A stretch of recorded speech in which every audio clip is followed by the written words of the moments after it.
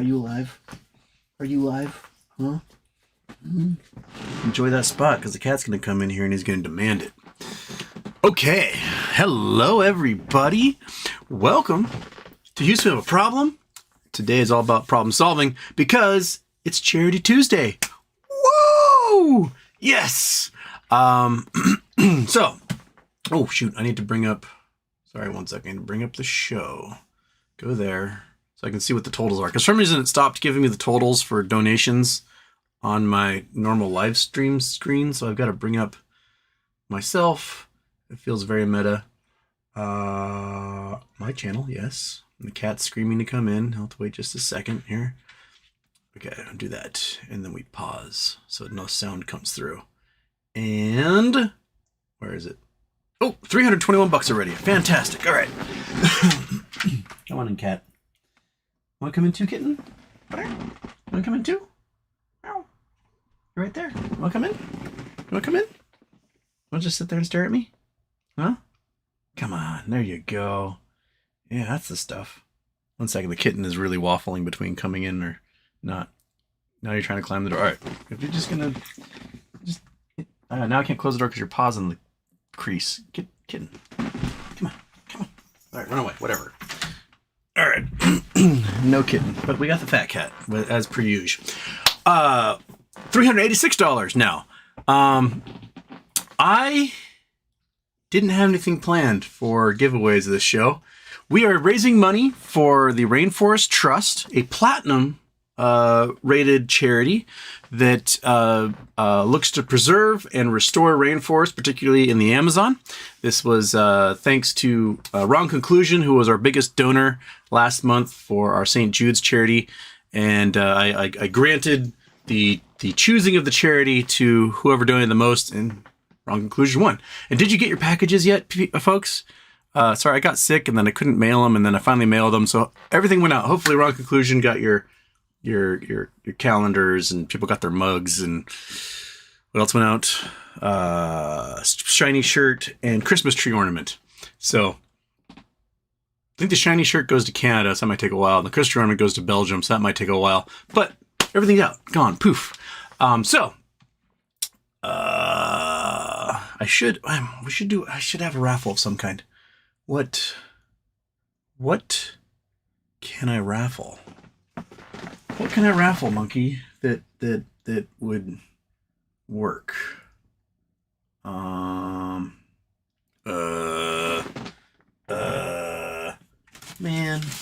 I honestly have no idea. So, we'll think of something. I don't know. Well, I should record all the names in case I do something. I need a piece of paper. Is that a piece of paper? That's not a piece of paper. Is that a piece of paper? That is a piece of paper with Alfred on it. Okay. All right. We'll do this. We'll get this going. And if you're watching the recorded version of the show, you can still donate in the little button. I think it's going to be down in this side over here. And it's all tax deductible. It goes straight through YouTube to the charity. No one else puts their hands on it. 100% of the donations go there. YouTube does not take a cut. And it's fantastic. So, all right.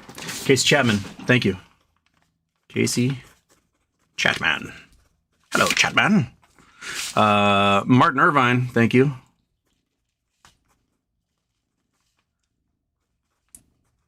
And where are we going? Scroll. James Perigo. James Perigo. Boom. And what else we got? Wrong Conclusion getting right in here again. It's their charity, so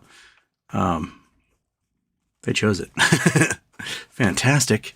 The Chill Face, excellent. Oops, that's a 5. That's a 5. Do a 5. Okay. And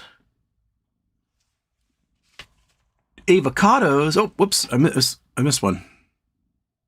I did. Okay. Cameron Mirza. There we go. Cameron Mirza. And Pure American. Boom, thank you. Why am I having such a hard time writing 5s? And avocados. Oh man, avocados. There. Tadless. Tad? Ulis. That's euros. And then Jigish Shukla. Thank you, Jigish. Man, you guys are jumping out here already. And Julio.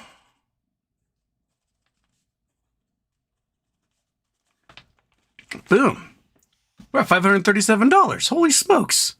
All right. We're over halfway there. We're 53.7% of the way there. And all I've done is record names so far. Yay! Help the rainforest. Okay, so news that just came in, like minutes before I started the show. A judge has ruled for the plaintiffs, for the shareholders of Tesla, and against Elon Musk, that Elon has to pay back $55 billion in compensation. That he was overcompensated. He did not do the work to deserve the compensation. And it was not in the interest of the shareholders. So Elon is going to have to sell like a third of, or give back stock at least to the company, but a third of his net worth is going to be gone. So Elon, what do you do? I'm sure he is freaking out right now. Anonymous. Boom. Thank you. So that's a big deal. Tesla stock, I think, did it go up? What did it do after hours here? I have not had a chance to look yet. Oh, that's the wrong one. I don't want to do that. We will go shipping TSLA. And it dropped. It dropped hard. Dropped what, $10 today? $5 after hours. Well, $6 after hours. Which you'd think if you're a shareholder, you'd want the stock price would go up because that means the company's getting money back, and that's more for the shareholders. So you think the stock price go up, but I guess it is a cult of personality. So they're probably like, oh no, Elon can't be as rich as he's been. Oh no, what will he ever do? Yeah. Scott Pollen getting in there. Thank you, Scott. Scott Pollen. Boom. Keep this in the corner of my eye here. 548. 54.8% of the way to our goal. Okay. Do I have anything else that I need to throw in there? I don't know. I can't remember. But we can do... okay, that's Toys for Tots. They're going to say that for Christmas. And we'll do this one. 9, 8, 7, 6, 5, 4, 3, 2, 1. Jiggly little... Houston, we have a problem.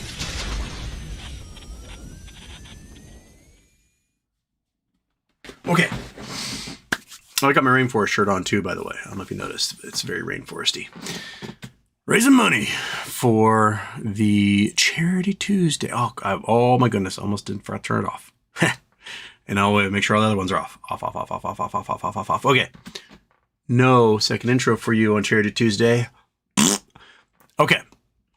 Scott Lumley was first at 10 o'clock last night because that's when I set up the show. 101 Nas 101 Houston, looking forward to the show. I used to have a friend with a pet lizard. He sold me and his friends out for $500. Turns out he wasn't a homie for life after all. 101 Nas 101, I still have no idea what you're talking about. Present Day Productions, gosh, thought I could slip in, but too late. I get the bronze. Happy birthday, pal. Thank you. Chris Taylor's fourth place. Good cause, champion of the good cause, Houston. I know I need to make a cheat sheet to tell me how many shows in a row. I keep forgetting, but we're at like 40 Charity Tuesdays, I think, somewhere around there, and we've done over 1,000 for each one. I think we're averaging close to $2,000 per Charity Tuesday, which is like a lot. That's a lot of money for charity you folks have managed to help me raise. And every single one of our charities I think we've done have been fantastic charities. And I want to thank you so very much for your generosity and kindness and thoughtfulness to help Charity Tuesdays be spectacular. Charity Tuesday raises each month. Charity Tuesday raises more money than I receive from YouTube for doing these shows. So I'm happy keeping it that way. As long as we're sending it to good causes and helping people, I find it fantastic. So thank you so much. Person with no name gets in there. Fantastic person with no name. There's currently, we only have 130 of you in here right now, which isn't huge for a Charity Tuesday show. I'm sure more will come rolling in as they get off work and whatnot. But the 130 of you that are in here right now, if we're at $553, so if each one of you donates like $4, we will meet our goal. So just ponder on that. $4. That's all you need to throw at me. All 130 of you throw $4 at this. We meet our goal and we're there. So we got an hour and 50 something minutes to get it done. So and then we got anonymous. Another anonymous. Where's my anonymous? There's my anonymous. Okay.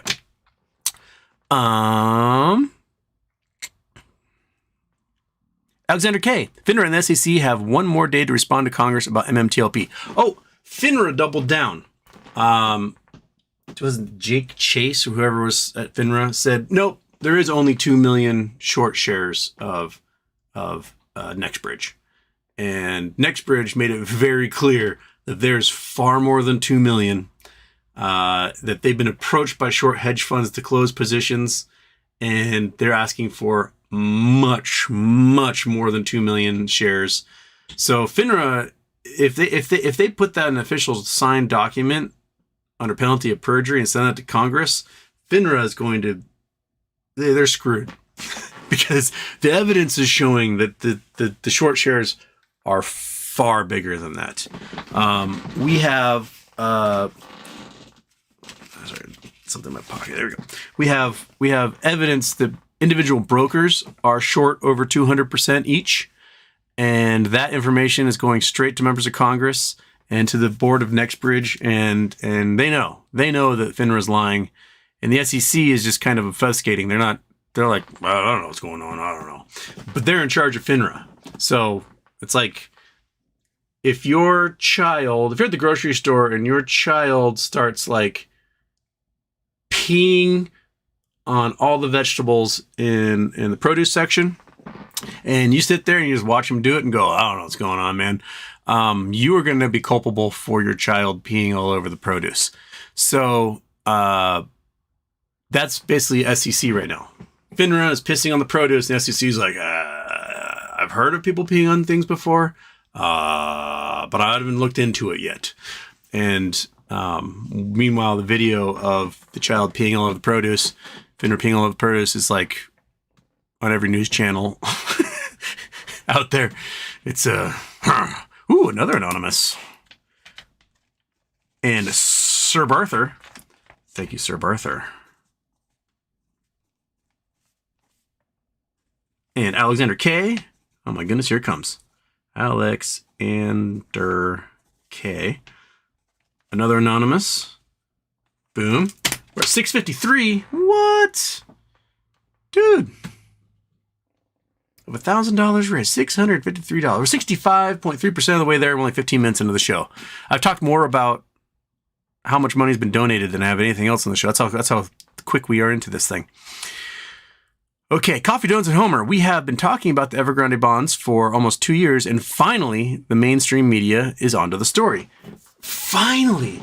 One of the things, I was listening to Marketplace yesterday in the NPR show with Kai Ryssdal, and they're talking about what's going on with the bonds. And their Hong Kong reporter was basically saying that Chinese bonds get paid out first, and foreign bonds will be lucky to get a dime. So they set a hierarchy. Like, if you're in China, you're going to get paid out. If you are Royal Bank of Canada, BlackRock, whatever, tough shit. So it's very likely that these bonds are, if they pay anything out, you're looking at maybe 1 to 10 cents on the dollar if you're lucky.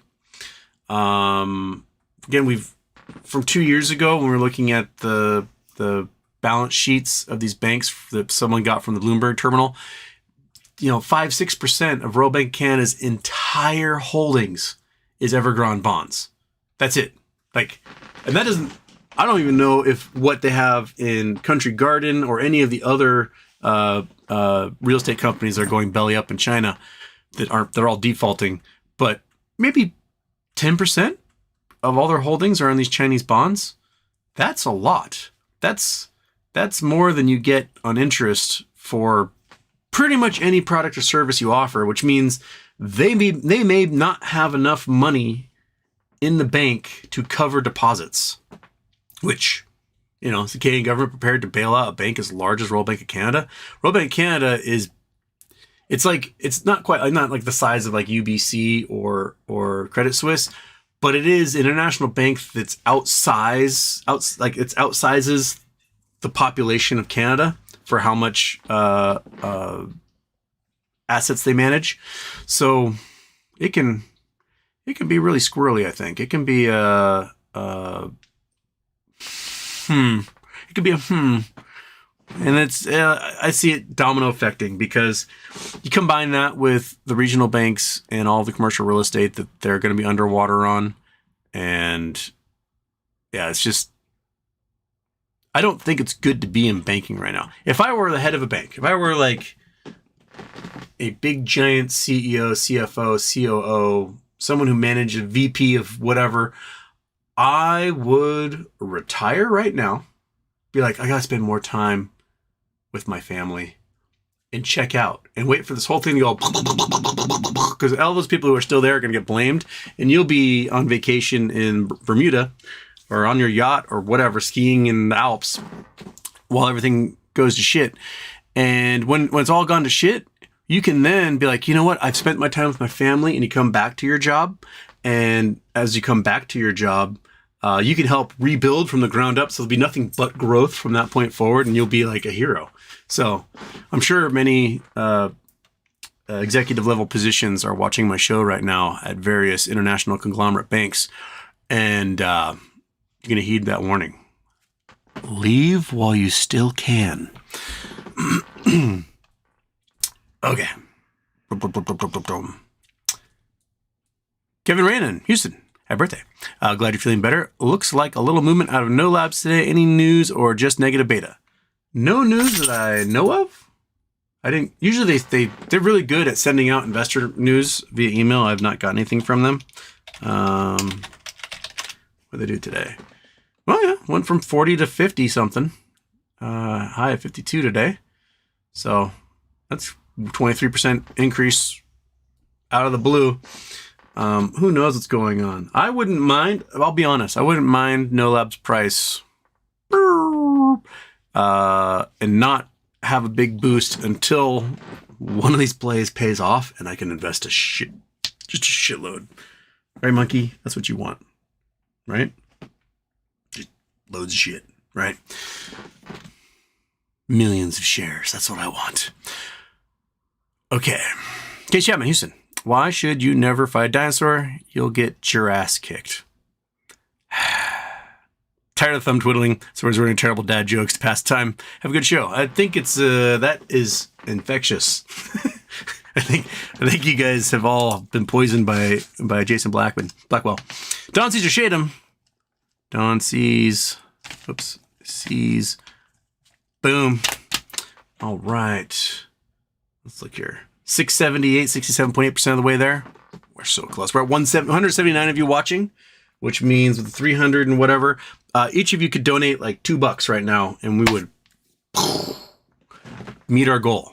$2 from each one of you. All 185 of you in here, and we can meet our goal of $1,000 for the Rainforest Trust. So think about it. Kelly Reed, been getting lots of posts on social media that college students are having a tough time finding jobs, including lots of layoffs happening when the company is making record profits here in Canada.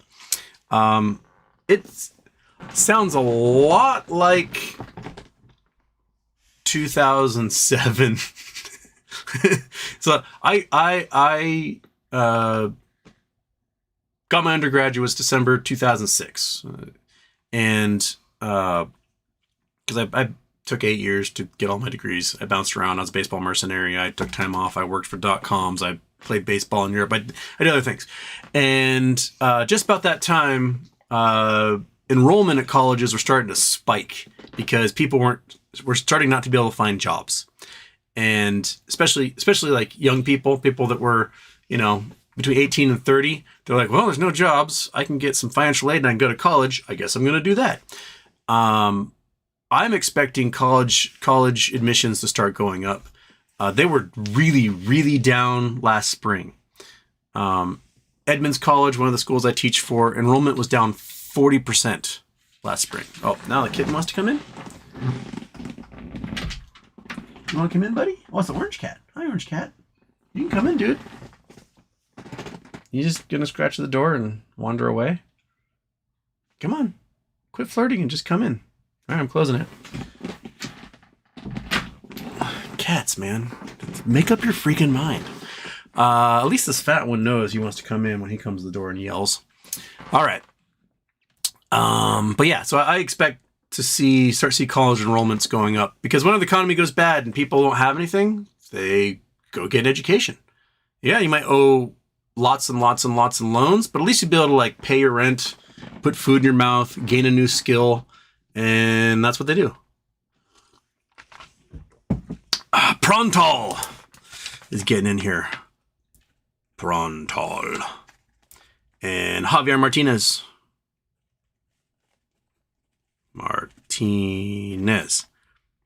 Boom. And another anonymous. Put that anonymous line there. We're 194 of you in here, so easily like $2 will from each and every one of you will push us over the top. So think about that. Go Rainforest Trust.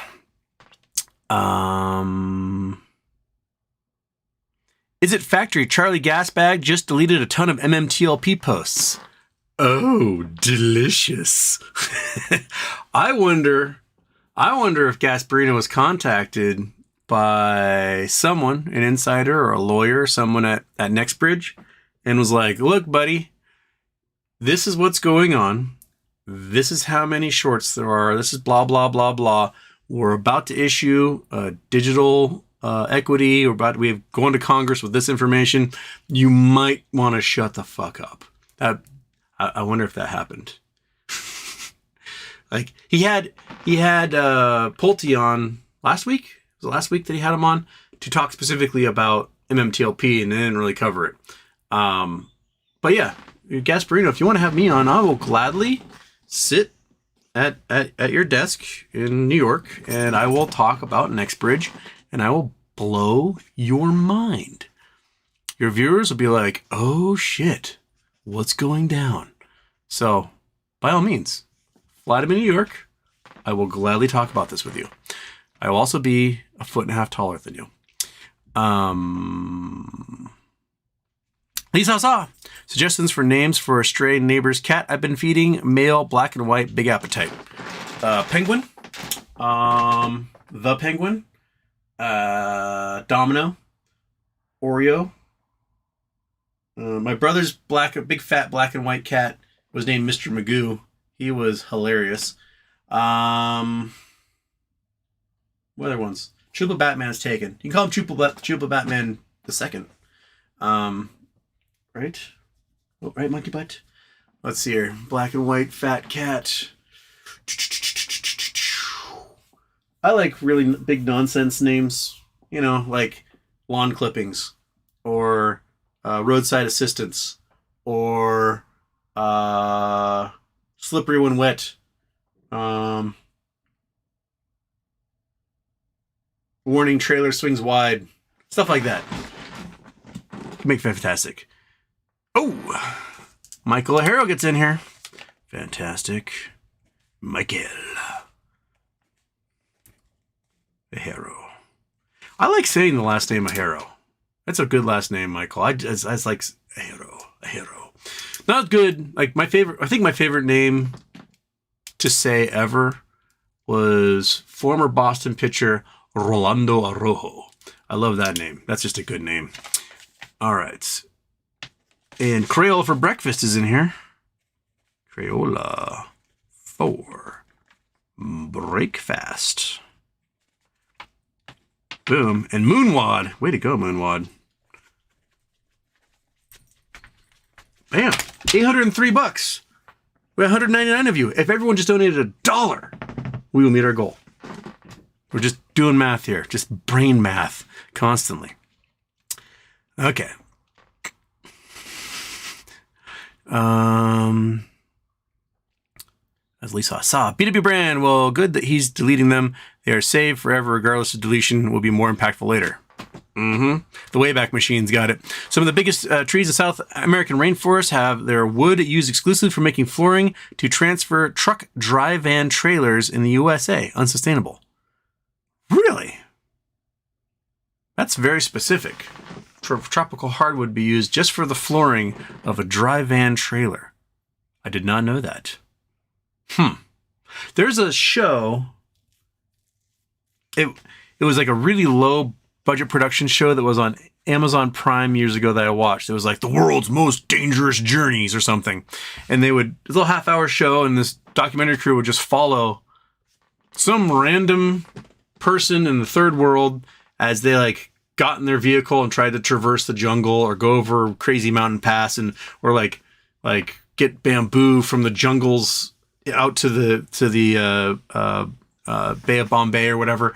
And one of the shows was about loggers in the Congo and like the beautiful hardwoods that get just poached. And these guys were not legal loggers at all. They were poaching in like preserves and stuff. But just following like, hey, they're taking these trees down. They have to like get through the Congo and get to market over here. It was really fascinating stuff. And they did one I think it was in Guyana with a delivery truck going to a grub stake gold mine out in the jungle in the Amazon. And, you know, these like a Mercedes Unimog from the 1960s loaded with like tons of fuel and food. And it's got to like work its way through basically jungle. It's reclaiming the road at all times. And it's like a 3-day journey to get 40 miles out to this gold claim where they can finally like drop off more fuel for the dredges and stuff. It's really fascinating stuff to see just like how impassable and gnarly the jungle is and how quickly it will just grow right back. The minute you turn your back for a second, it's like, I'm back. So I recommend it. It's an interesting show. Really low budget. And but it's kind of fascinating to see, like, you'll see like, you know, these guys in, I don't know, Tajikistan or something try to get a truckload of oranges across the highest paved pass in the world in the winter. It's like minus 110 or 18,000 feet driving a truckload of oranges to market because an entire town has scurvy because they don't have any vitamin C. Brian Mays gets in here. Brian Mays. Boom. $813. Whoops. Put the wrong number down. Boom. Boom.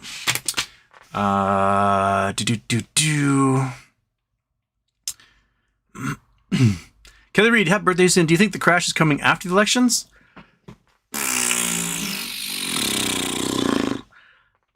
I think the type of crash that's going to come is probably going to be precipitated by commercial real estate.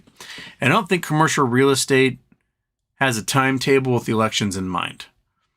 There's $1 trillion+ in commercial real estate that's going to mature this year, bond-wise, that's not going to get paid. At least most of it's not going to get paid. And, you know, unless the federal government for some reason announces a program to just buy up all commercial real estate, I don't think there's a way the banks come out of it unscratched without, you know, massive bailouts coming directly to the banks and rather than the commercial real estate itself. I don't know how long they can sustain it. How long they can pretend like everything's fine. I know everyone's defaulting on their commercial bonds, but we're just gonna pretend like they're not and put on a smiley face and pretend like everything's good. I don't know how long they can do that. I would have thought this would have been toast a year ago. And for some reason, they keep pumping the SPY and everything's fine. Yay. But, you know, in about 6 weeks will be the anniversary of Silicon Valley Bank going down. And, you know, they didn't see that coming. So they reacted quickly and tried to shore up banks as best they could with that bank term financing program. But that's ending in 6 weeks also. So we'll see. Personal name, when No Labs had a pop today, they did 20-something%. Lisa Saw, what's an expensive food or drink you plan to sample after Moas? Fully expecting it to taste disgusting. It's probably caviar to me, salty fish, and blur.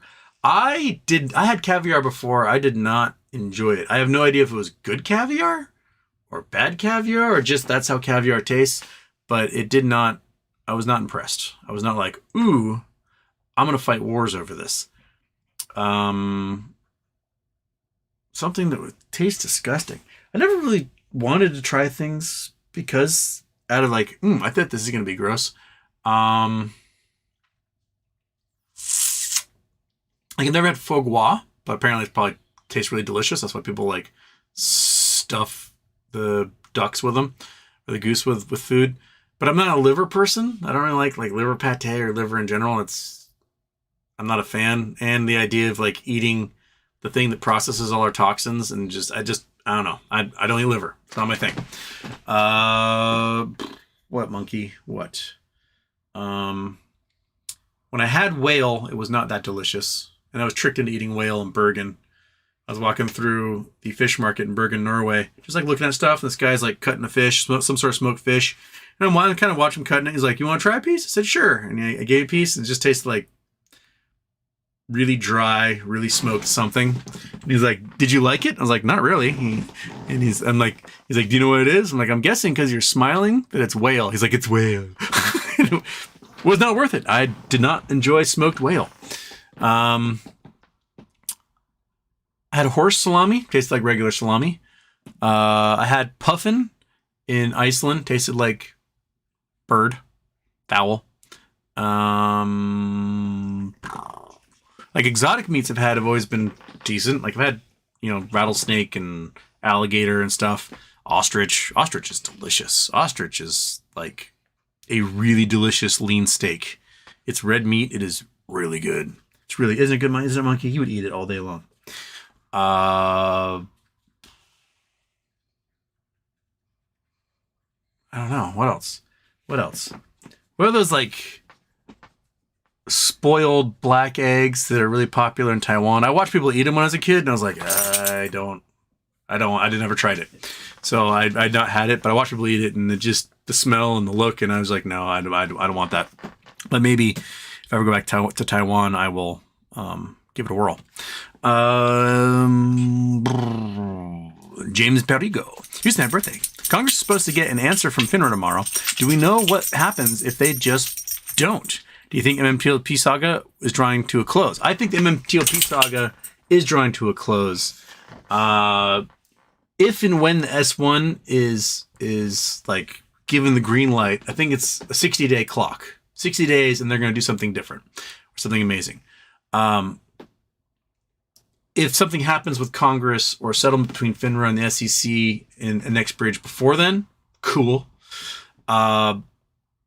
If they don't submit the documentation tomorrow as requested by Congress will likely then subpoena them. They'll go before the Finance Committee and be like, look, these guys are stalling. They're not giving us the information we need. Let's issue a subpoena. And everyone's going to go, yes, issue a subpoena. Because it's weird that they're not giving us the information we want because they're authorized to operate by us, Congress. And they have to do what we say. So if that happens, then it's going to probably result in a full authorized congressional investigation. And I don't think FINRA wants that. And FINRA doesn't want to lie to them either. So they may be rewriting drafts right now because of the press release that was put out by NextBridge being like, we know you're lying. And they're probably like, oh, shit. They just gave a bunch of info to Congress. It basically was like, nudge, nudge. Congress has all this info. So you don't want to get caught lying, especially if you are the head of an agency lying to Congress. Like, you will lose your job. You will go to prison.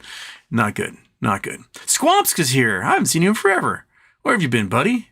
Post office and running your ragged? I know we got over Christmas time. Go for breakfast. Holy duck. I forgot about this show. Welcome. Oh, Jimmy D. Oh, Jimmy D is here. The lovely, lovely Jimmy D. Jimmy D. #1 handsome. $818. We're $182 away from our goal, and there's 222 of you here. So if you all donate $1 right now to the Rainforest Trust, we will meet our goal. And it's only 2:37. It's only 37 minutes into the show. So think about that. Belgian Whale can't donate this time. I'm in Evergrande, France, snowboarding, and that doesn't work. We got April conditions here, shit snow, but lovely weather. The northern climes have really weird stuff. I have friends that went to a snowshoeing place in Montana, and it's 59 degrees and there's no snow. And they had like booked this trip to go like camping out in the forest and snowshoeing, and it's spring weather. It's almost 60 degrees and there's no snow to be found anywhere. It's 60 something outside the last couple of days. It is pissing rain and all the snow is going away. Meanwhile, California's getting hit with atmospheric rivers and they're going to flood like crazy. So B2B brand, but the SEC response will be a week late and also half of a paragraph long. Finra's a no-show. Those are probably good safe bets that they're going to be like, we're just going to pretend like nothing's happening and wait for a subpoena. And they're going to get subpoenaed. So, Ford ZZ9 doing his part here. Bam, $828. Oh, and Kevin Rannon get in here too. Kevin Ray Jonin. Bam. Okay. I still haven't decided. I'll figure out something to raffle. I don't know.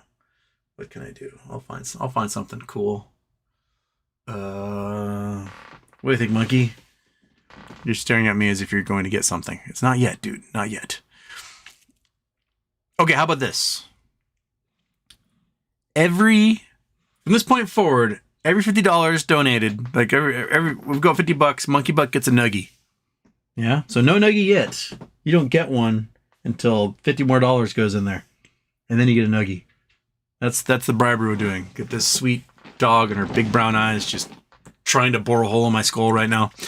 She'll get nuggies for every $50 that goes into the coffers for the Rainforest Fund. So save the rainforest by feeding a monkey nuggies. All right. Charlotte, I hope AMC moons tomorrow, if not eventually. I did not survive brain cancer and attend Johns Hopkins University for nothing. I don't know if AMC is going to be the one who does it. It seems to me that anytime there's positive price action on AMC, Adam Aron dumps a cajillion more shares in the market and dilutes further and pushes the price action back down again. He's diluted 150% since August. I hope for everyone's sake that it goes puny pop, but I do not trust Adam Aron or the board or anyone there at this point. 800. Oh, Low B, Monkey Butt. Low B is your hero at this point. Low B, not to be confused with Leo B. Low B.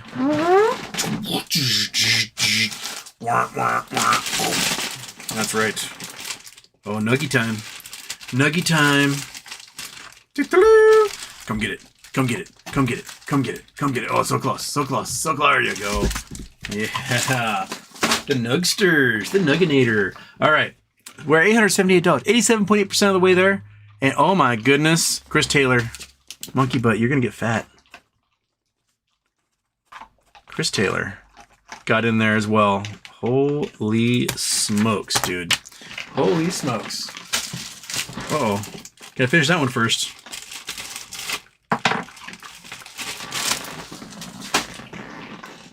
Oh, you got so much. No, you gotta clean up so much. You got such a mess. No, you got such a mess down there. You're not leaving that on the carpet. There you go. All right. Jaws cam. Jaws cam. Rawr. Oh, goodness, Monkey. We're gonna get you fat. And regular just Kevin.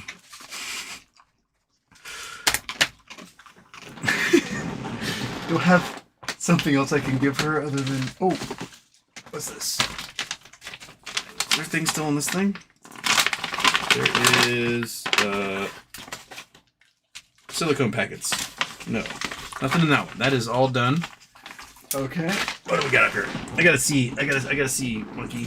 Because his nuggies. There's so many nuggies. Okay, that's catnip. That is catnip. That's more catnip. That is Oh, I guess it's Nuggies. Guess it's Nuggies, monkey. I guess it's Nuggies. Oh, goodness. Oh, goodness. You're going to be the fattest dog in the world. Fattest dog in the world. Come get it. Oh, she's so excited. Anonymous got in there. We're at $998. We're $2 away from 1,000.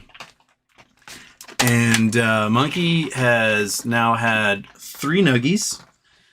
And if she gets another $30, there's another Nuggie in it for her. I mean, after these Nuggies are huge, you may have to start breaking them apart. Oh, dude, look at this mess. Get it all. And this mess right there. And that one. And this one right here. That one right there. Hey. That one. Hey. Hey, that one. Right where your paw is. Right there. Hey, right there. Yeah. Clean up the floor after yourself. $2 away. We're $2 from fully funding like our 40th Charity Tuesday. So let's get it. All right, where are we question-wise? I'm still half hour from the start of the show. Lindsay Amon, hey Houston, what in the heck are they waiting on? Really, just the court case over the pump and dump? Why are so many dockets still dropping?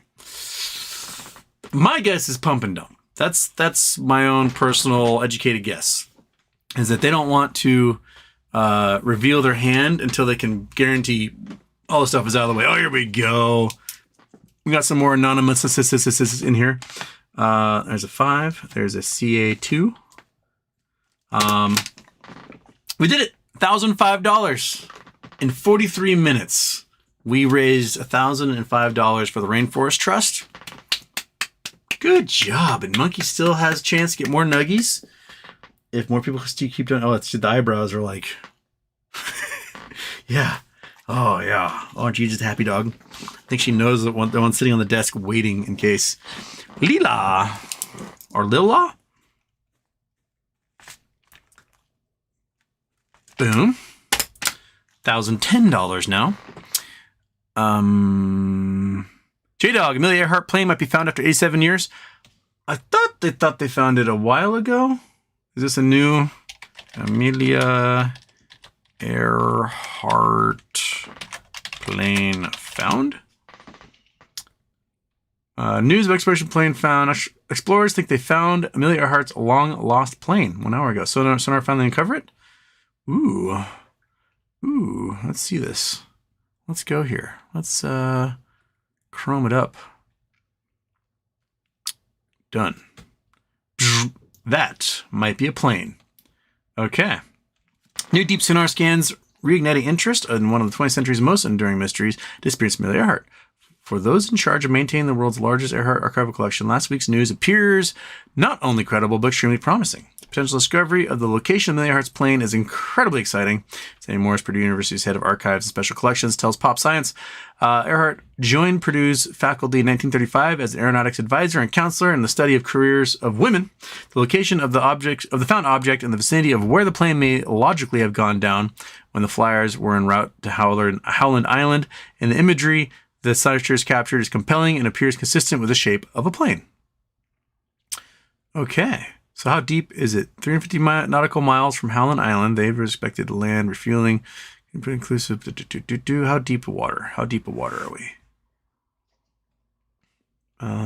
16,000 feet underwater. That's really deep underwater. That's a long ways. That is really, really far. So, what submersible are going to send down there to take some pictures?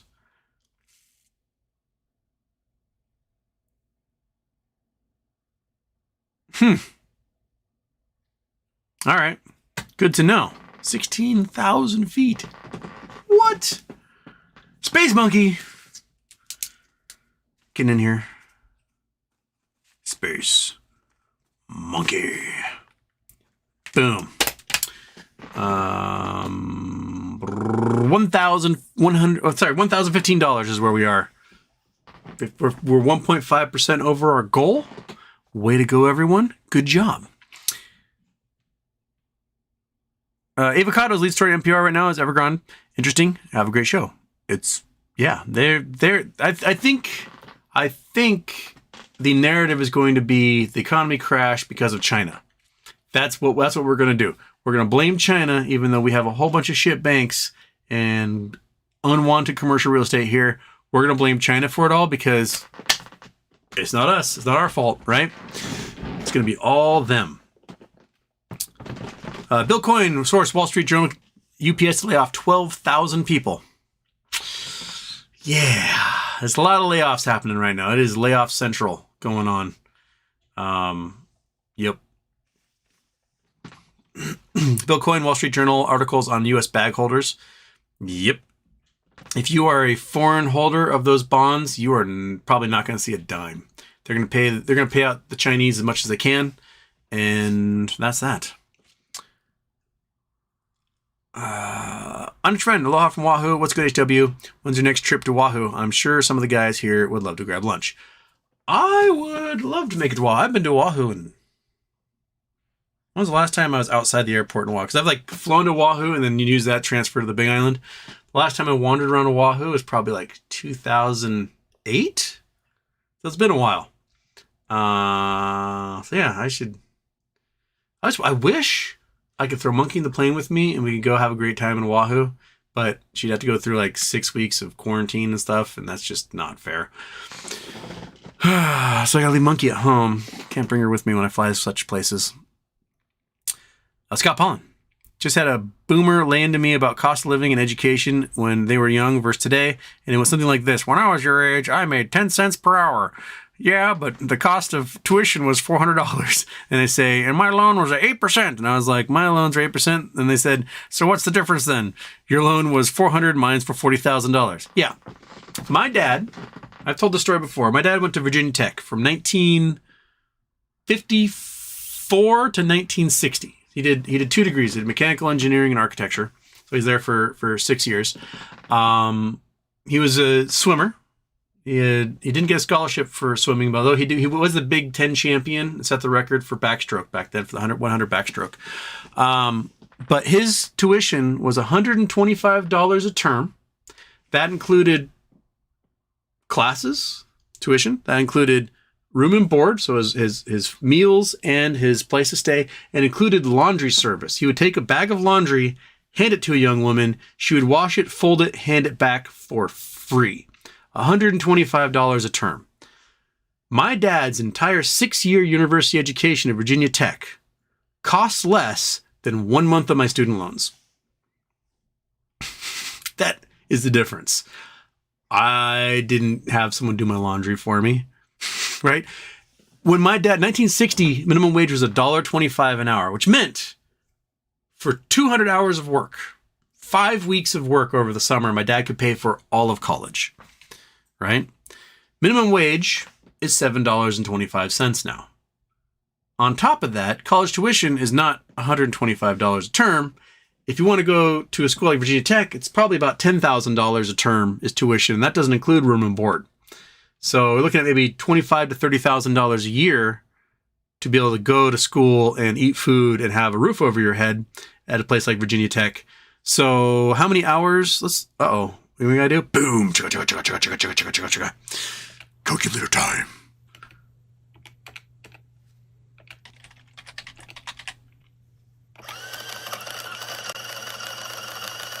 Okay.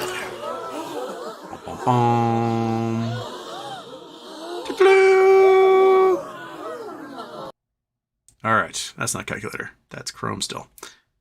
Turn off. Paint turn off. Calculator. Okay. So for 200 hours of work, my dad could pay for college. Now let's say you go to Virginia Tech today. So $30,000 a year, right? Divided by $7.25 minimum wage. You have to work 4,137 hours. Basically 138. Plus whatever taxes you have to pay, right? So you have to work how many more times? So you can divide that sucker by 200.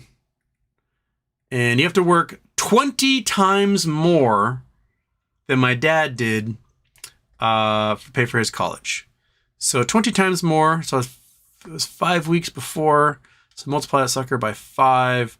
So you have to work 103 weeks, 2 years, 2 years and not have any other expenses, meaning during those 2 years, you aren't paying for rent yourself, you aren't paying for food, you're not paying for transportation, you just happen to exist at the workplace, working at minimum wage, you have to do it for more than 2 years to pay for 1 year of college. That is how asinine the system has become. It's crazy. It's mind-boggling. And you know what it all is? It's all administrative costs. Teachers aren't getting paid substantially more than they were back then. Their quality of life has not gone up. It is so administrative heavy at colleges now, and there's such a large administration that's there to do financial aid for the students that if you just got rid of the administrators and got rid of the financial aid department and just made public college tuition free, the cost of college would probably drop by like 80%. Just like that. Because you wouldn't have all these people trying to facilitate student loans and financial aid and business offices and crap. They just wouldn't exist anymore. So, yeah. Monkey butt. Oh shit, forgot to turn that one off. Well, I guess you do get a double today.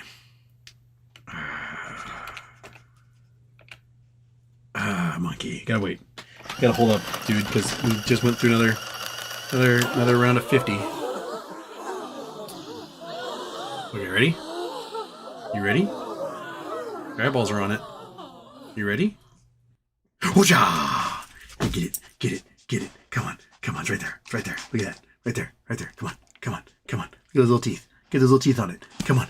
You're so close. Come on. You're so close. You just stretch yourself out. Come on, you can do it. It's right there. It's so close. Yeah, okay. Okay, who do we get here? We got Frozen Tape Productions, and we got Just Pet Pals, Tennessee.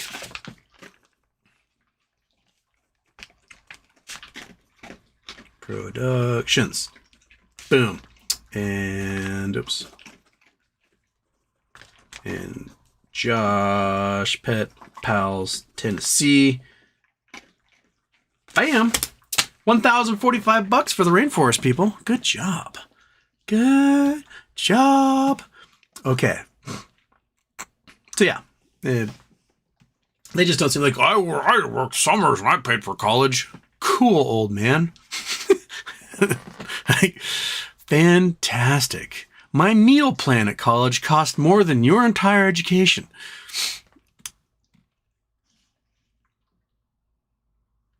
Scott Paul, and then their brain fizzled and they got mad and they yelled at me about how I need to go through the math with one of those professionals with a finance degree on the wall. Yeah. That professional with a finance degree probably had dad pay for college. I got a degree in finance because my dad told me to get a degree in finance, and my grandpa paid for it all, and I graduated no loans. So now I'm a financial advisor because I advise people like get rich parents. Scott Paulin, and I have a master's in economics. Ta-da!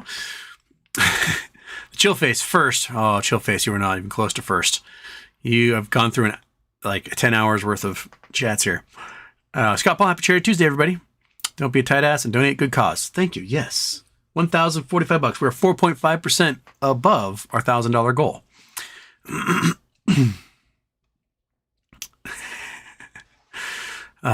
Jersey's here. Hello, Jersey. Jake to be hinting at 3 interrelated, very important dockets. Your thoughts? I was given a link to his tweet thread earlier, and it looks like, I think what they're thinking is there was a flurry of dockets on October 17th when the tickers were taken away. And included in that are the filing of a subsidiary in Texas, the sale of a warehouse to quite possibly the group that's running Dream on Me, right? And then this stalking horse bid that was supposed to be talked about on October 24th, but it's been postponed all the way to February 14th now. And who knows if it will be postponed again. Now, my guess is as long as the pump and dump case isn't done, that will keep getting postponed. It'll be probably under seal by the court until the other case is taken care of. So we're just gonna, I just fucking twiddle those thumbs forever. Oh my God. I'm like wearing a hole around my thumbs from twiddling. Wrong conclusion, Houston. I've received the calendars and they have been dispersed throughout my apartment accordingly. The dog's calendar is in the office. I work from home. So fingers crossed no one reports me. Excellent. Fantastic. Sorry I got there so late. You only got a little bit of chance to enjoy January. But, you know, stupid viruses. GV Ape Frog, Seattle Pacific time, right? Same time out here in Cali. Yeah, sorry, I was a minute late. Look at the time. I was filling my water bottle, my glass. Aaron Sounding, look up ticker symbol Mark. Is up 300%, but might go up more because of the valuation partnership with Microsoft at $6. Mark. Mark.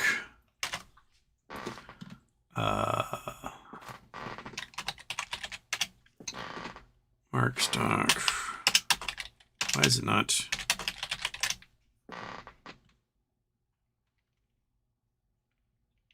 So it's at 34 cents. Remark Holdings. Okay, give it to me, give it to me, give it to me, give it to me. No, sorry, $1.25. $1.25.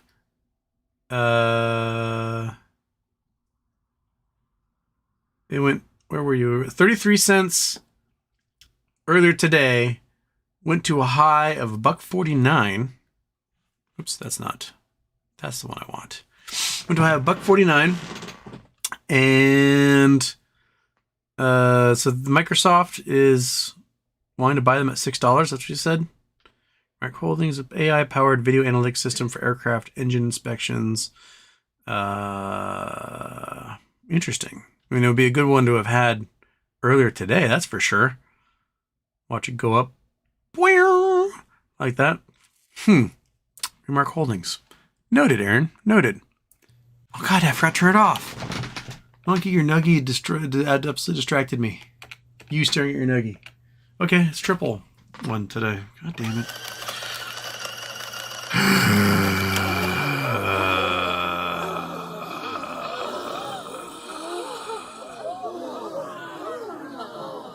Okay, let's turn it off. Off. Okay. Jeff Chrisman. I have 5 Blue Sky invites for donation incentives you want. I still have like 60 of them. So at this point, anyone who wants a Blue Sky invite, I can give you Blue Sky invites. So by all means, Jeff and others, give them out to your friends and family, your acquaintances, people you respect, whatever. Pass out those invites to people, because I think I've given out invites to everyone who wants one at this point, and now I have a giant list of them. So if you send them to me, I will still give them away to folks that want them, especially folks from the Reddit or the chat here. Just send me a message to you, user Houstman on Reddit, and I will get you a Blue Sky code until I run out. And we'll try to get to all of you folks on there if we can. Houston, Wade Jr., are your pets thumb twiddling too? I mean, I think they groom themselves. That's their version of thumb twiddling, because they don't have thumbs. Stargazer 4040, hey man, do you have any insight, probability of Be Big squeezing if the dominoes, if mass liquidations start happening? I'm hoping to have Chad on to talk about what's been going on with legally with Be Big. We had him on this summer, and he laid out the case that was happening, and it looks like a bunch of the insiders might be going to prison, not just for Be Big, but also for being part of the fake electors in various states trying to get Trump made president again, and they're getting charged for that. So there's some mess going on there entirely. So that's coming. We'll get him on here, and he'll give us an update, because I don't know the specifics of it at all. I'm not inside that at all. Doug Kitch, how come we don't hear about organ printing anymore? When was the last time I heard about organ printing? I know they're like meat printing. They're doing stuff like that. Organ printing. 3D printed organs. That's 2022. Organ printing. 3D printed organs may soon be reality. It's February of last year. 3D organ printers are close. That's September 29th of this past year. That's the most recent. If I hit the news, anything in the news? 3D 3 days ago, Orphan Black echoes trades in the clones for human organ printing. 3D printed organs, are we close? So that's from September. Experts say it could be a couple of decades before we can additively manufacture usable hearts and lungs. Okay, so it's going to be a while. So, currently 3D printed organs, the process of additively manufacturing living human tissue is scheduled to research labs and clinical trials, but that's not to say bioprinted human transplants can't be done. In fact, it's technically old news. First 3D printed organ was transplanted into a human was a bladder in 1999 by scientists Wake Forest Institute for Regenerative Medicine, and it's fully functioning more than a couple of decades later. Oh, so we've done it with a bladder. That's cool. The woman receiving the world's first 3D printed ear implant, or the mobile blue bioprints that can print skin directly to a wound on a patient's bedside. So there is some 3D printed stuff, but it's not. But heart and lungs seems to be a bigger deal. When I was a kid, the talk was about messing with the genome of like a pig, so that the pig would produce a match heart for someone. So you say you have need a heart transplant, right?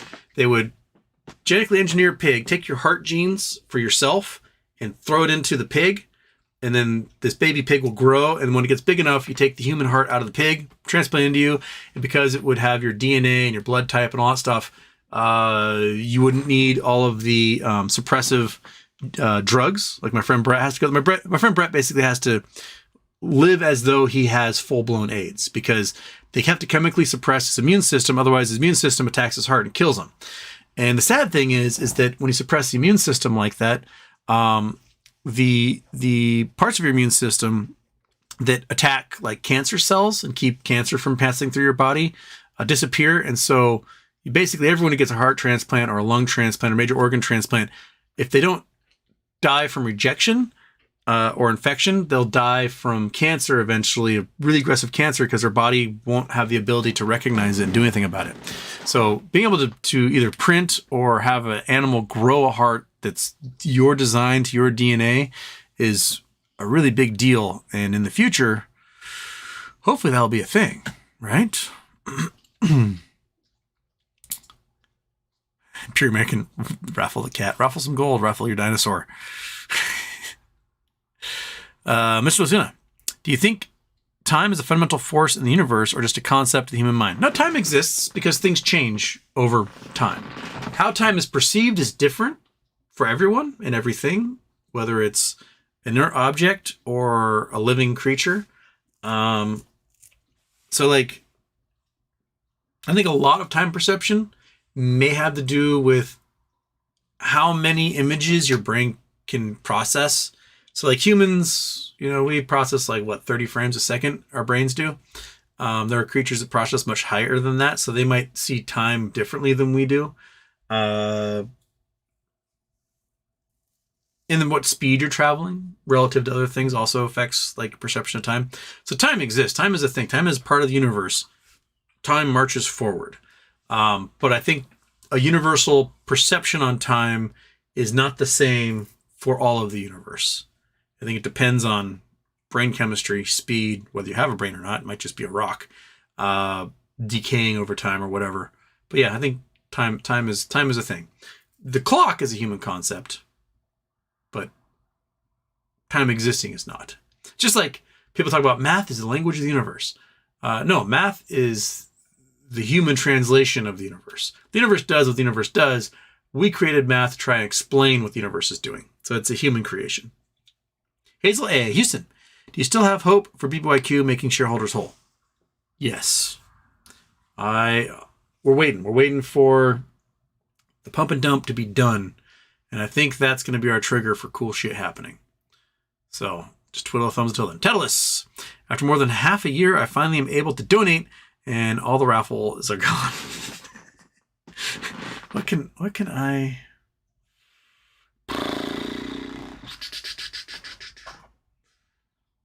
I'll try to come up with something for the next show. We'll come up with something, and I got you guys all recorded here, and we're still at $1,045 raised.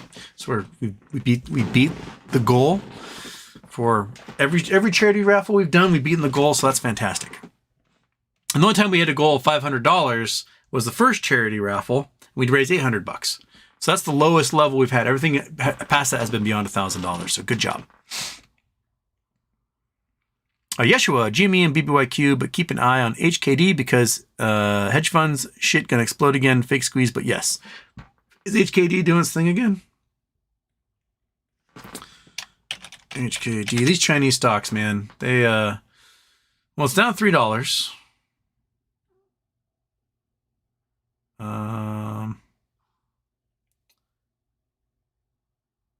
Had a burp to $22 last year. 888866655 is slowly heading down. Now it's at 373. It may get a burp again. I don't know.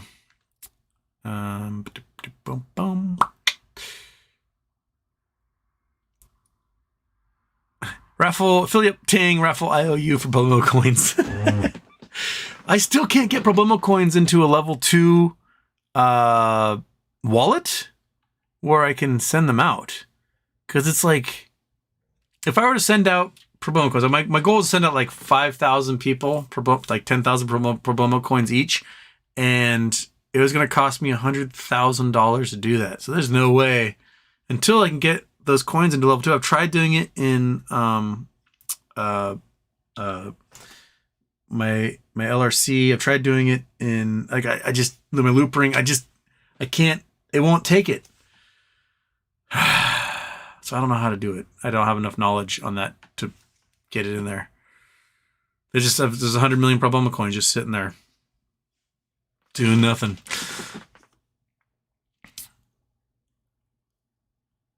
Oh, where to go? I lost my spot. There we go. All right. J-Dog. Google, AMD, Microsoft, all down more than $5 after earnings. Boeing earnings tomorrow. Do I have any money I can throw at Boeing earnings? I don't have any cash at the moment. I gotta put that car together. That's what I gotta use my money for. I fixed the washing machine. So the washing machine wasn't broken. What happened is that the circuit breaker tripped. But the circuit breaker is not the circuit that says washing machine on it. I flipped that one a bunch of times. It didn't work. I'm like, what the hell? And then I went to go turn on a light that's plugged into a socket, and the light wouldn't turn on. I was like, weird. That same socket also had a space heater, one of those little fake fireplace ones, and that wasn't working. I was like, interesting. And it's like 40 feet away from the washing machine. So I went and went through the rest of the switches and finally found the switch for that light. Click, turn the washing machine on, and it worked. What squirrely, weird wiring did someone do that the washing machine outlet is not plugged into the washing machine, but instead to an outlet in the living room 40 feet away? That's random. Old houses, dude. I don't know what's going on.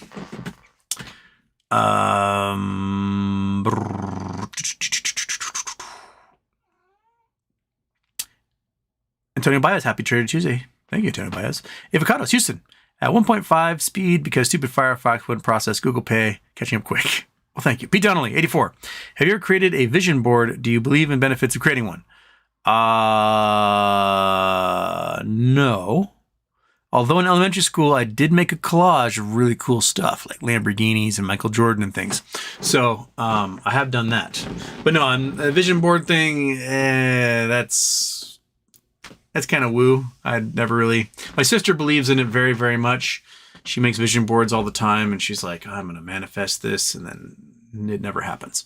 So that's my trial and error on that one. Richard Cranium.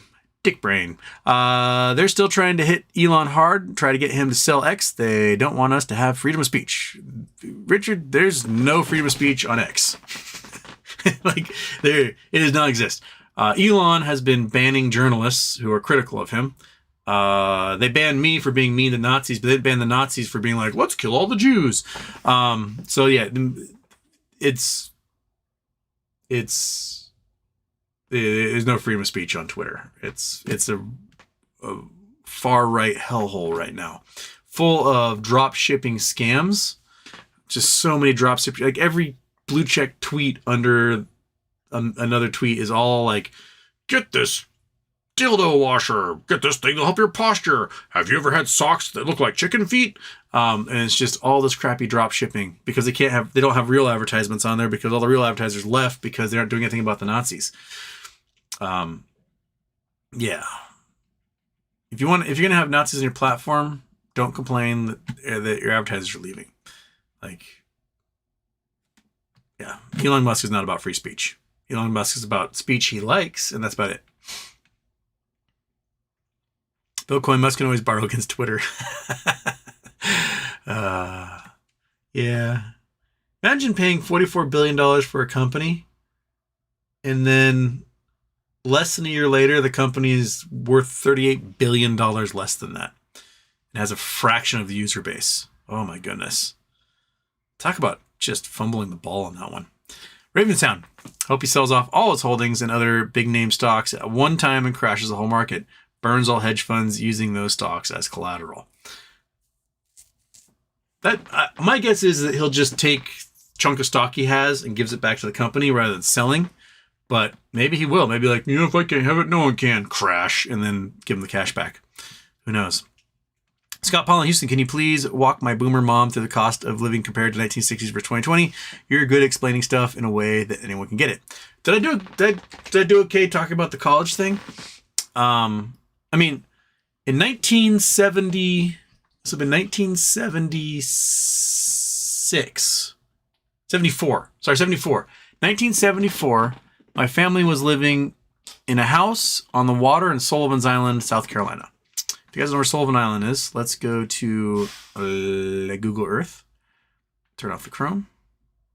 Google Earth. Come on. Here we go. I'm going to put you over here in this window. I think we're still at the door to hell. We are. Gonna leave the door of hell. And we got to go leave Central Asia and head all the way over to South Carolina.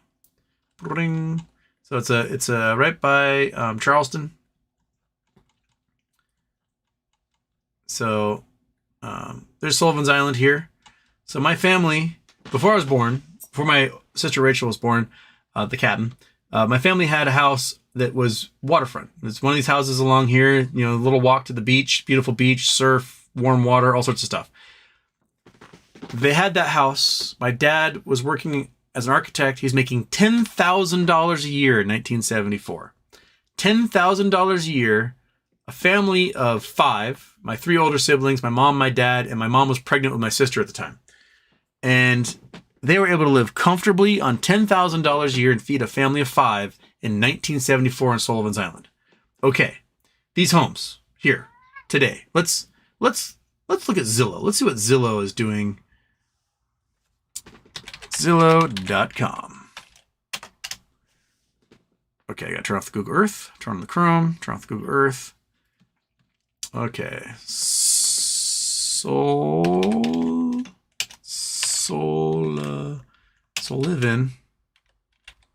Island, South Carolina. There we go. All right. We'll zoom in down here to one of these homes on the water. Go on, map, zoom in. So 6.25 million. Give me map. Give me satellite. I was like, want to give me satellites. All right. 10 million, 12.3 million, 6.99 million, 6.5 million, 9.8 million, 11.8 million, 7.4 million, 13.4 million, 9.6, 11, 10.6, 9.15, 11.4, 11.5 million.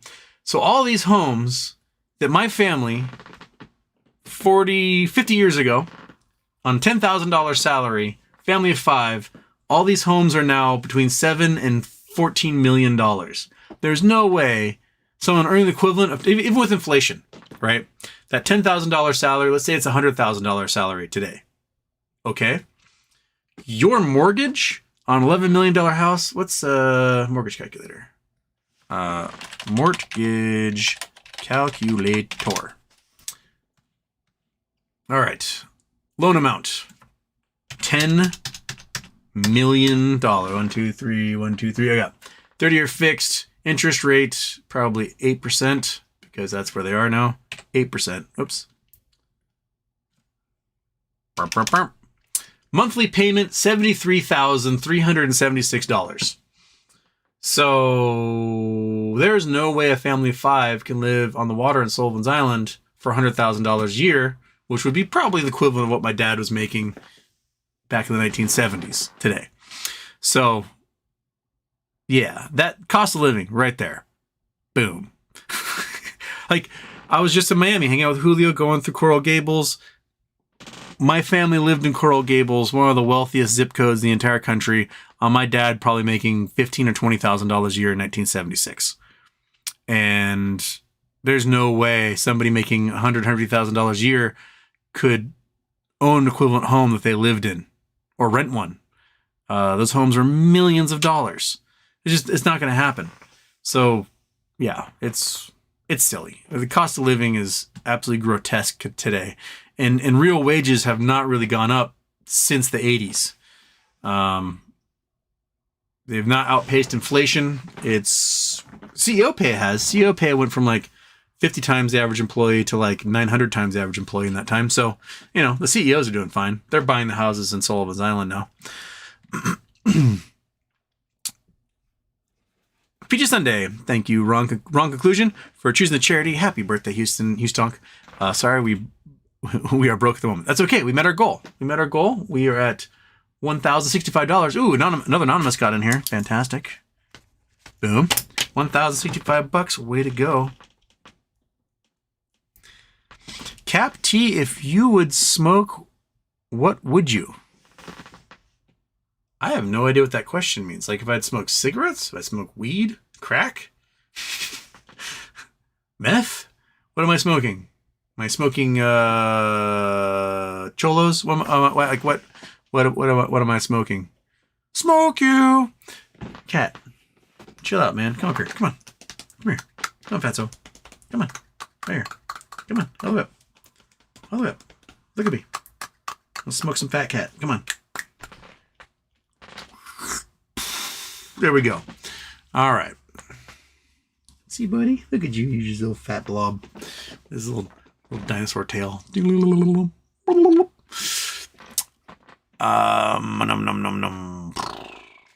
Owen Saunders, evening pal. Oh, the cat just got in the way. The fat cat is now in the way of... Don't step on the keyboard because you'll shut everything off. Turn the camera. Yes, please do that. I'll put that back. Monkey butt. Where it belongs.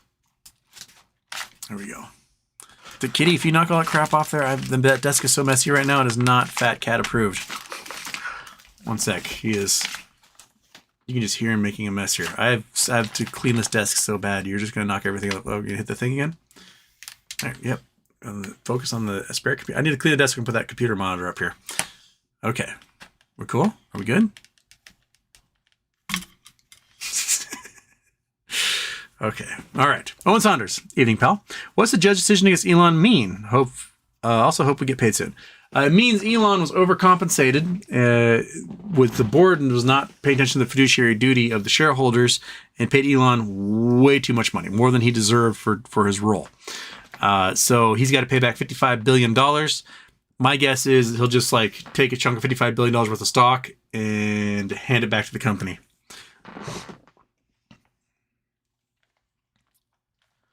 Ryan Bianchi, do you think ZJYL will moon with the 20-1 forward split? I mean, it's already mooned. I mean, it's already gushed up to like $300. If it goes higher than that, cool. But it's already squeezed. It's done the squozen. Where have our squeezeaholics going right here? ZYJL price. ZJYL. Sorry, I got it backwards. ZJYL. We're back at 210. So shot up another $30 today. So yeah, we had a high of 276, dropped down to 178. Now we're at 210. So there's a lot of, if you're a day trader on this sucker, you'd probably be making a fortune with these swings in price.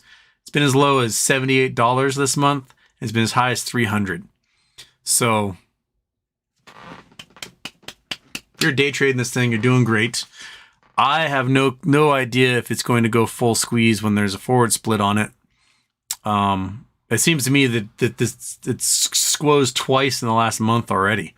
So weird things are happening, that's for sure. There's no options chain apparently, so you can't get a gamma out of it, but it's weird. Fred Jones taking notes right now, Houston. I'll retire from my VP position at KeyBank and come back to be the hero. There you go. See? Cat, can you come over here? You coming over here? Come on. Come on. There you go. There you go. Oh, you can take over the bed again. That's what you wanted. Butthole. Okay.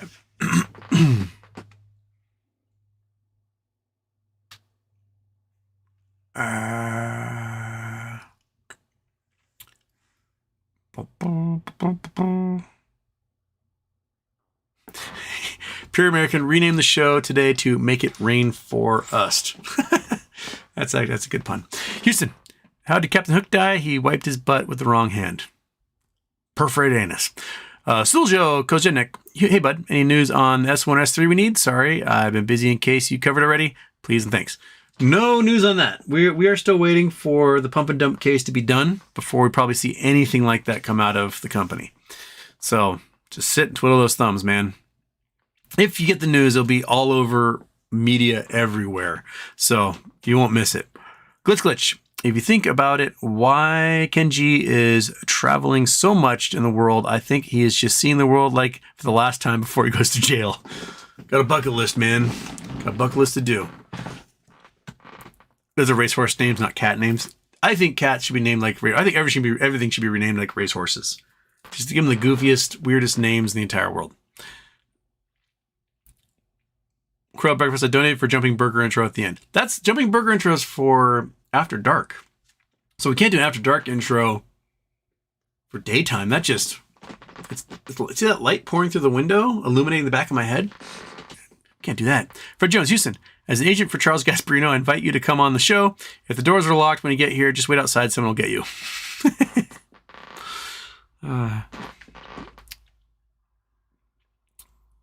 DJ, didn't Gloria Stefan from Miami Sound Machine sing a song about shaking your body in the Congo?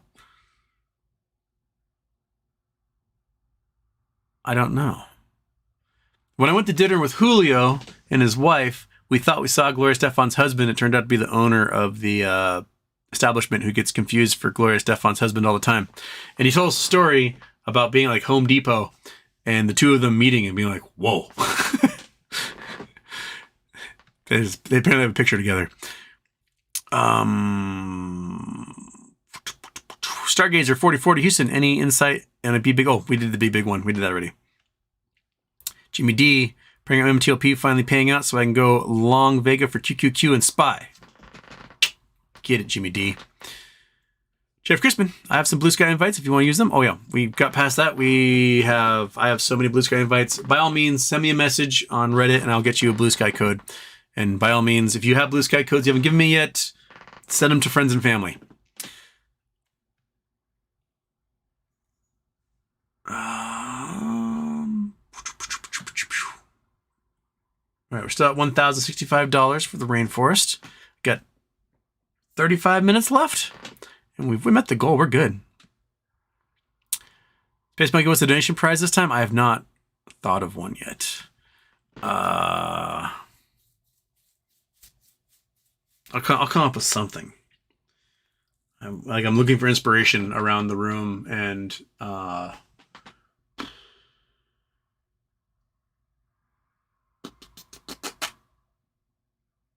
come up with something. Don't worry. There'll be something. DJ, can we have the next charity fundraiser be bolts for Boeing? KCTB, tons of clients paused services or lowered budgets in ad agency in Midwest. One cited Biden. Random or issues, many clients in housing sectors. One has VC coming in from New York reviewing marketing. It's not good. When they cut back on advertising, that's not boding well. Yogi 2012. Whenever this is all over, Congress should give some kind of medal to a Freedom of Information Act employee who released the Finra SEC email. Wouldn't be this far without them. Real American hero. First Day Productions is their charity organization for the education and MMLP board. First Toast. Bill Pulte would freak out if he found out you could give donations anonymously. I guess not everyone is self-interested. Josh Dobbs. Are we not in the middle of what all the DD was warning about? The world truly seems like it's breaking down. All the unchecked greed is finally getting checked. Such effed up time to be alive. Yeah. I mean, it happens in cycles constantly, right? Like, the good times will go forever. They never do. Like, you always have to have like a rainy day plan, emergency fund, a go bag, have some plan for when it all goes to shit, because if you don't, poof, there it goes. Now, some people don't have the privilege. They're living hand to mouth, and they're going to be just victims in all of this because they don't have the privilege to invest or think about the future, because like their kid needs underwear to go to school and the paycheck is coming in. They got to go to payday loans place because it's expensive to be poor. Some of those folks, they don't have it. So I hope that if we do win and make well, you find the folks in your life who got the shit end of the stick and help them out. Help just use that hand and lift them up, man. There's lots of folks out there who they slithered out of the wrong vagina. I think I've shown this study to you before.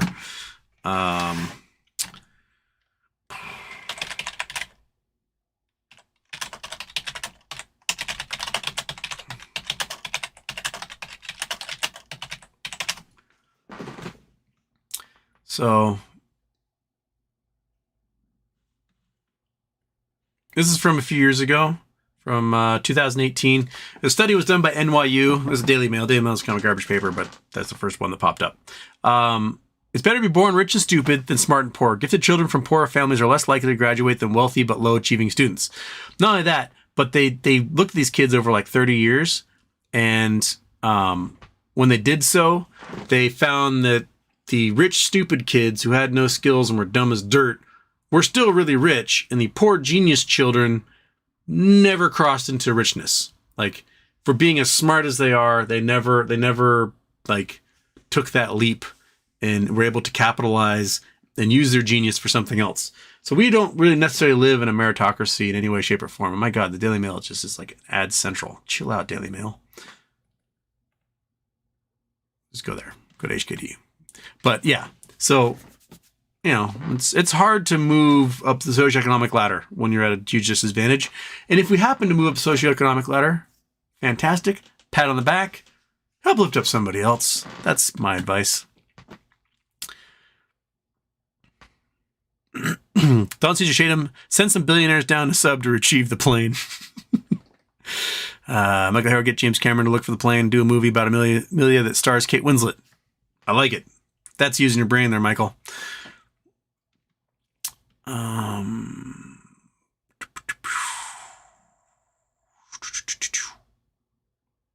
Josh Dobbs, the breaking down of the world sucks, but kind of an affirmation. Still won't dance in public. There you go.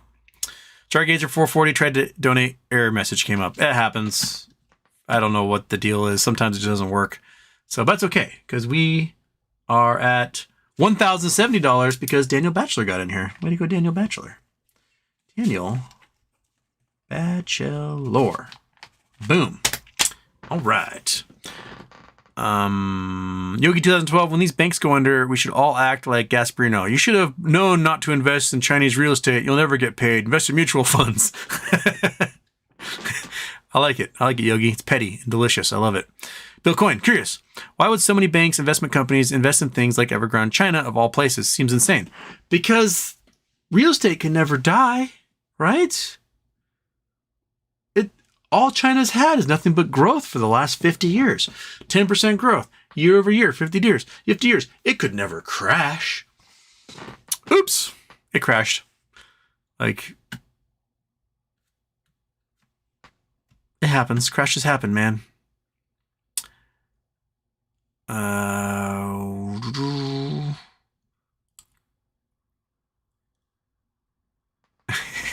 Avocados, DJ, Bolts for Boeing would be a great t-shirt. I think so. Fire Marshal Bill, Houston. Who is this rock solid guy people are talking about? Fire Marshal Bill, I have no idea.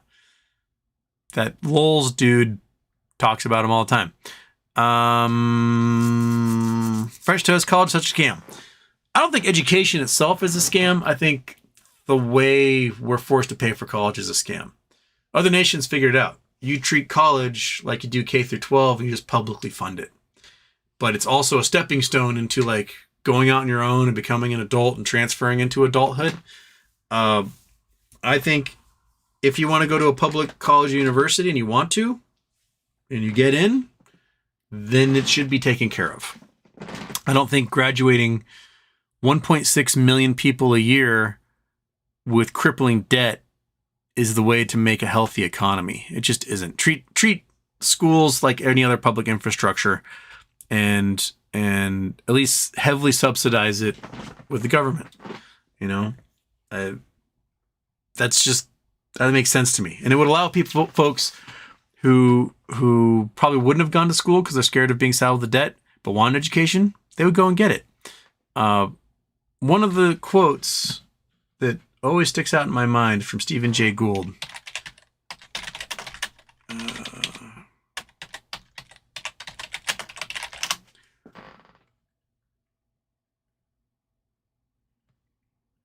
Stephen Jay Gould.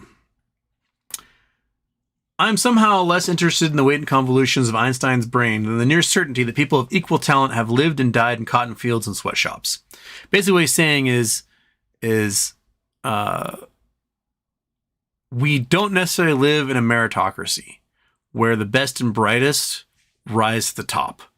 And that goes back to the it's better to be born poor, rich and stupid than poor and smart. Oftentimes your entire life is dictated by which vagina you slithered out of. That's it. That is, it will tell you what religion you're going to believe in. It will tell you what government you'll live under.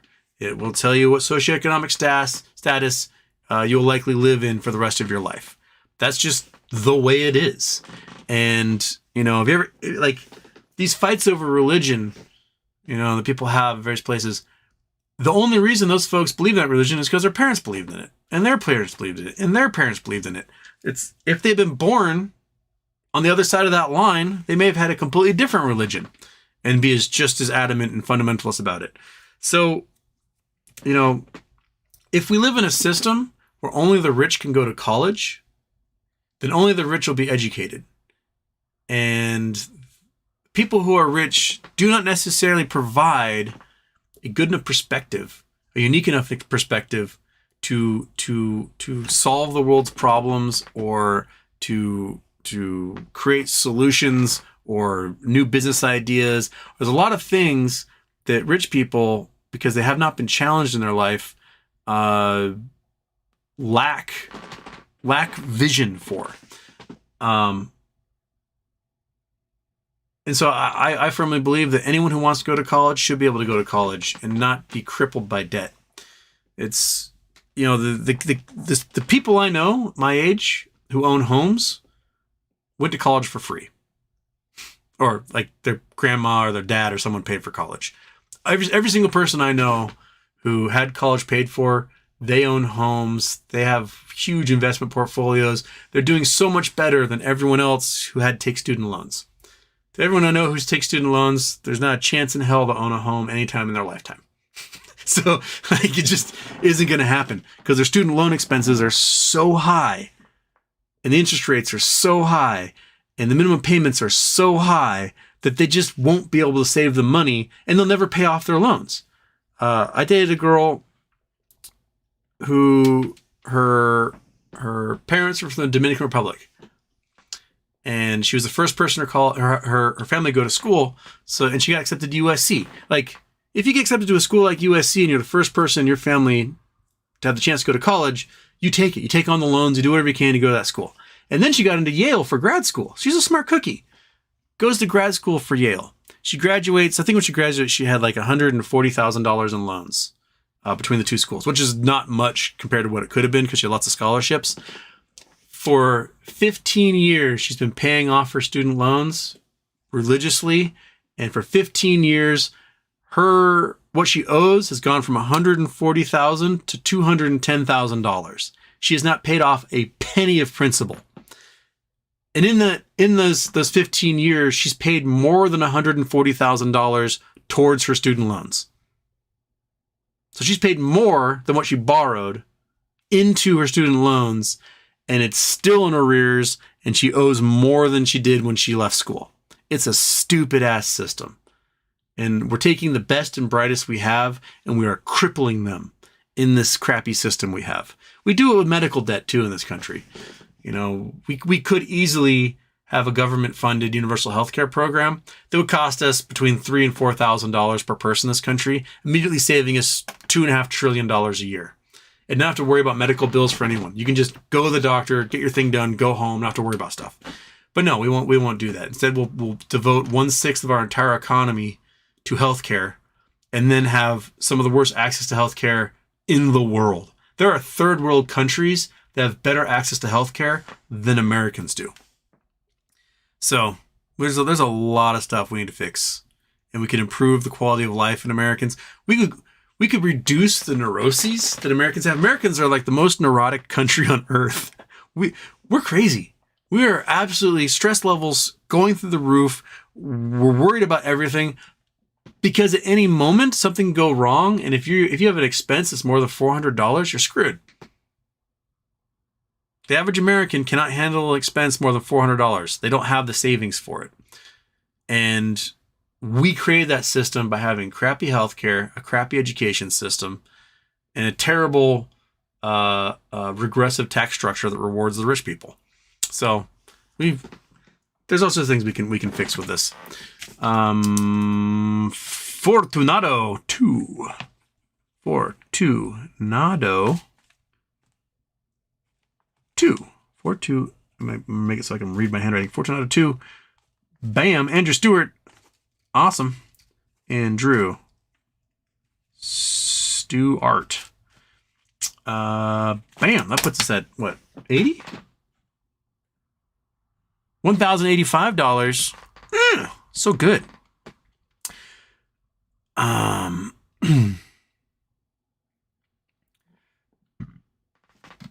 Avocado's cost of college comparison is why I'm all for student loan forgiveness.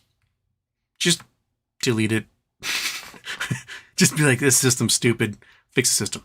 I'm all for a student loan boycott. Up your student loans. Everyone who has a student loan in this country, just don't pay.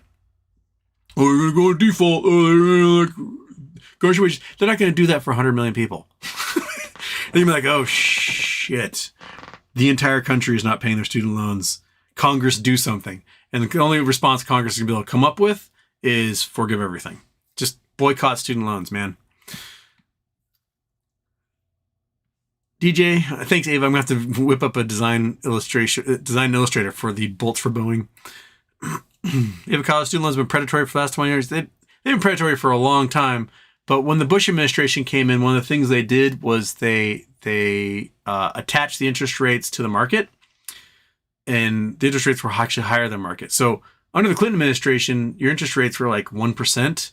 One of the first things Bush did in 2001 was he removed that artificial suppression on interest rates. And so suddenly people were having like 9% interest rates on their student loans. And that's just garbage.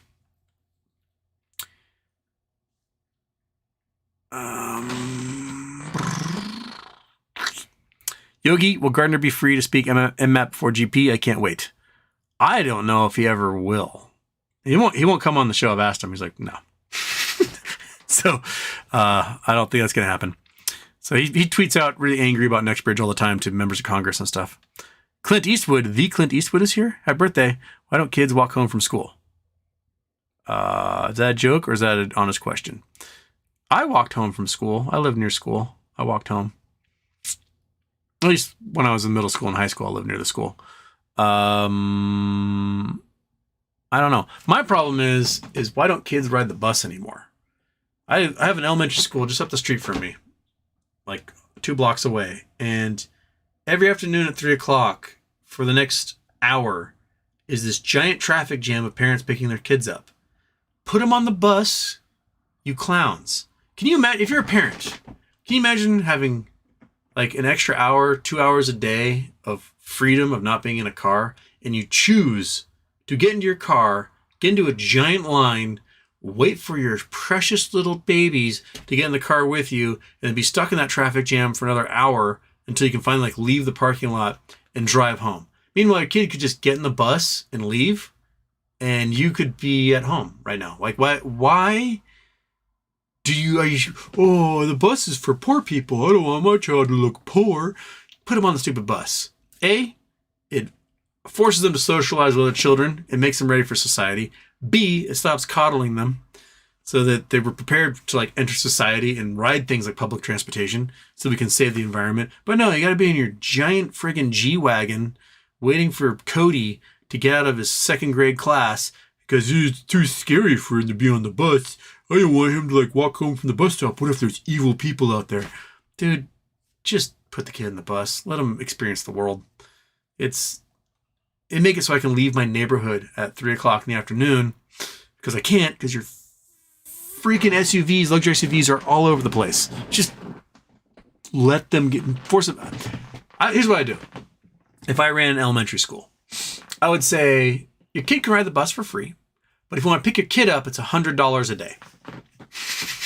Your child must be on that bus or else you owe us $100. That's what I would do. And get all those kids onto the school bus. That's the only way to do it.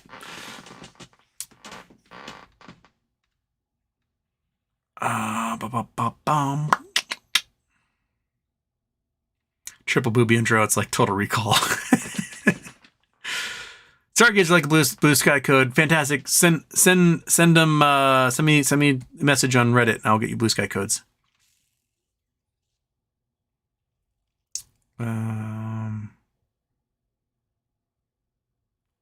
Low B, the calculator oohs and ahs are extra special when wearing headphones. The thrill of boobies really comes through. Alexander did a good job on that one.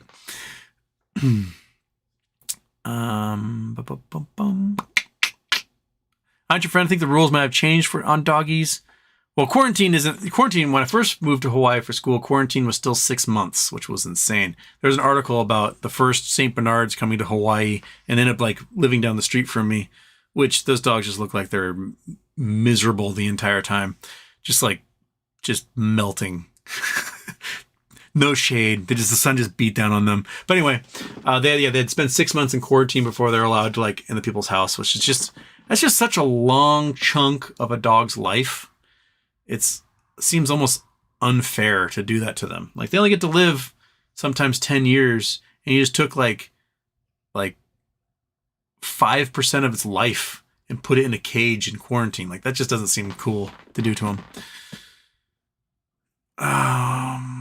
First Day Productions got some blue sky codes for people. Fantastic. Oh, I just lost my spot. Time After Time Theory by Cyndi Lauper. The most popular method of creating organs is to chemically wash the cells out of a good animal organ, pig, leaving the fibrous scaffold that good human cells can grow into. That's a cool way of doing it. I dig that. Physio guy imagining Jeff Foxworthy. If you do not perceive time, you just might be a rock.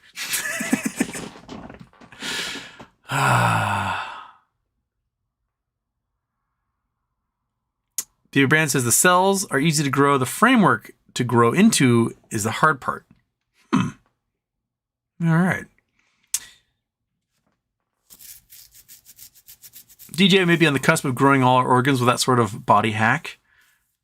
I'll be fascinated, man. If we get to the point where we can like grow organs in a petri dish and then just be like plug it into people, that's the future. That's it. Like done. Just drink stem cells and transplant organs and we'll live forever. Or it can be like altered carbon and have your clone bodies all sit in some place somewhere waiting for you to like hop back into your 25-year-old body again and again and again. Fred Jones, Houston, is always a great show. Thank you. Fire Marshal Bill, has he explained the universe yet? At times. I do. Excited Box. Remember that Most Dangerous Journey show? I remember that Most Dangerous show. They got stuck in the snow on a mountain and people on horses had to come help them out. Yeah, there's some crazy episodes, man. Like landslides that go across like those steep roads along the cliffs in the Andes. And you're like, well, what now? We can't turn around in this giant bus full of people. We have to just sit here and maybe clear it by hand. It's crazy. B of H, Daily Mail isn't even good for toilet paper. That's true. Streaming title's wrong. Ah! Streaming title is wrong. I thought I changed that. How did that not... What the heck? Everything about it is wrong in the streaming title. This is... What the... What? I swear...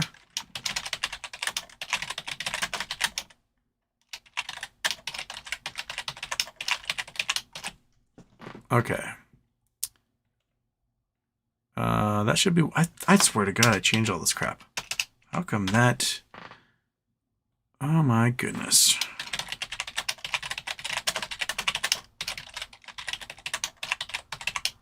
Okay. Oops, that should be capitalized. Oh my gosh. Why? ¿Por qué? ¿Por qué? I swear to God, I did a whole Charity Tuesday thing in it. Okay.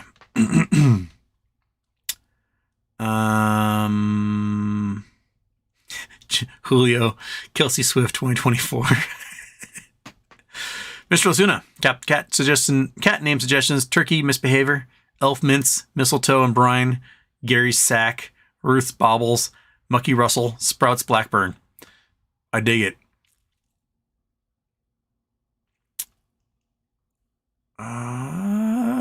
Where am I? So $1,085 for Rainforest Trust. By all means, help the rainforest any more you like. Yogi 2012 a homeschool so Houston get out of his house quickly.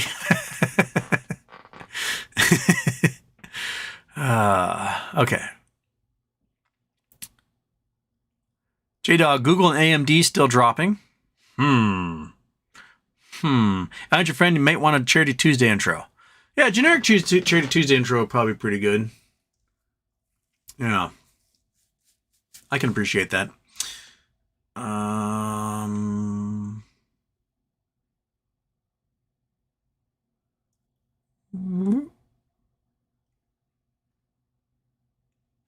Andrew Stewart, Houston, can you tell us what 3 red lines screwed up so terribly? I have to remind myself what that is. That was... Oh my goodness.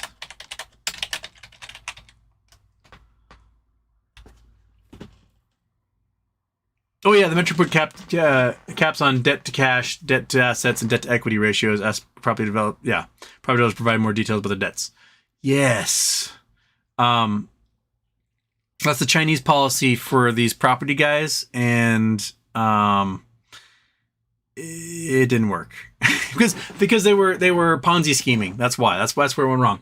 So 3 lines is financial regulatory guidelines in China introduced in August 2020 relating to the ratio of debt to cash equity and assets. It was introduced to help rein in a highly indebted property development sector in China, seen especially in large real estate concerns such as Evergrande, which faced the liquidity crisis in Q4 2021.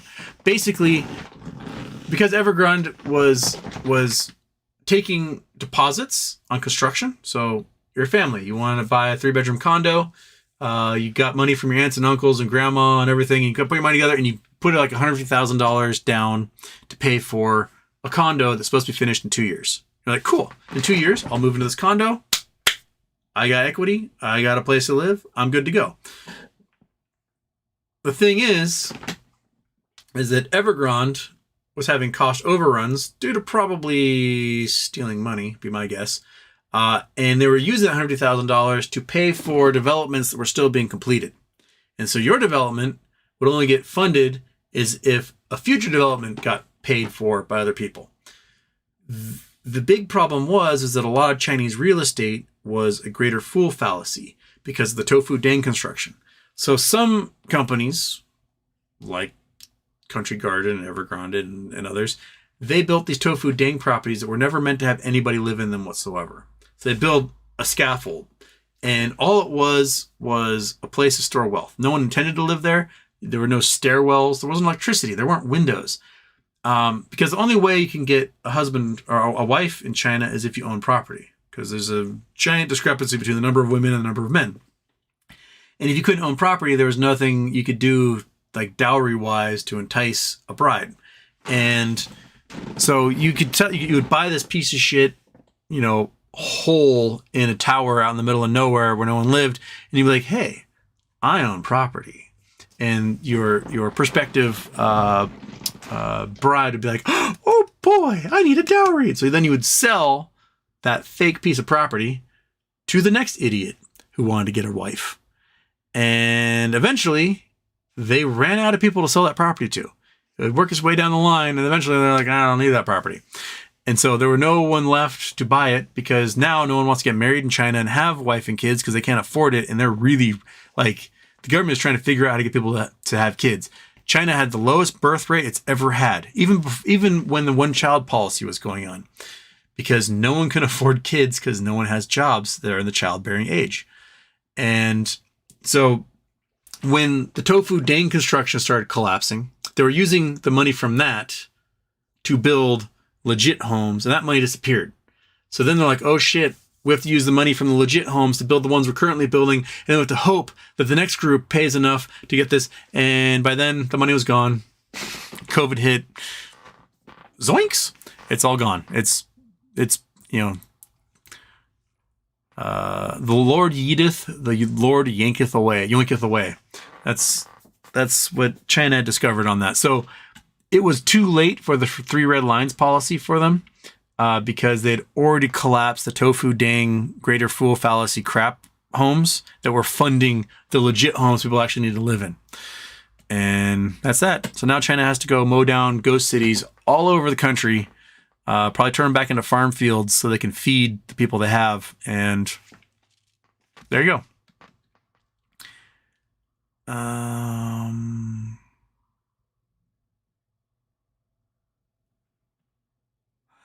People, Brand Houston, we have a problem. Livecast 409 speculation station. Evergrande is done. Should be Houston. We have a problem. Livecast 410 Cherry Tuesday. The Rainforest Trust. The Matrix has you.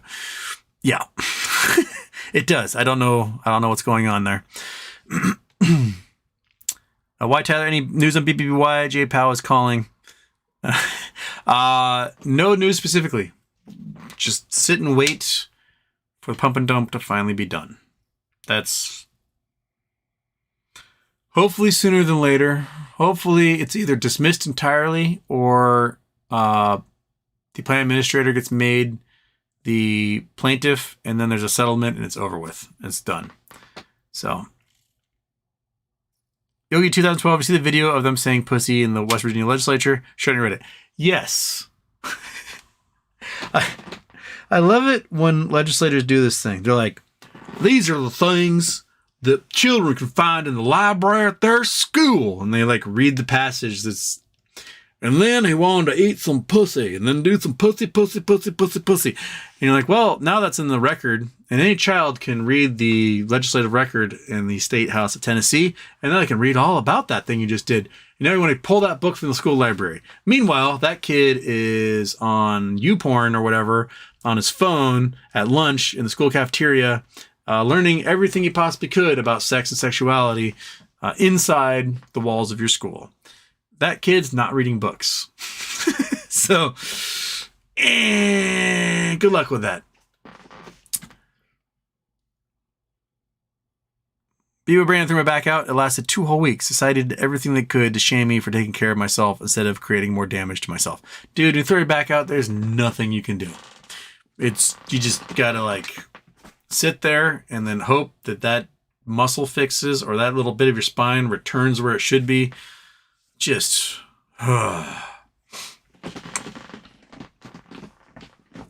White Tyler, top places you'd like to ski. I'm taking us on a trip once BBY is done. I have so thoroughly enjoyed skiing in the Alps. I've never skied Japan. My little sister and her boyfriend say it's like the greatest. I would love to ski like Hokkaido or something. That'd be Japao. That'd be really cool. I also like want to ski weird places, like Morocco and Greece, and like I've skied Hawaii. I skied on Mauna Kea in Hawaii. That was always like, I'm skiing in Hawaii. This is weird. But the skiing might not be great in Greece or Morocco, but just to say I did it, that'd be cool. I would love to take a summer trip down to like Chile or Argentina and go skiing. Yeah.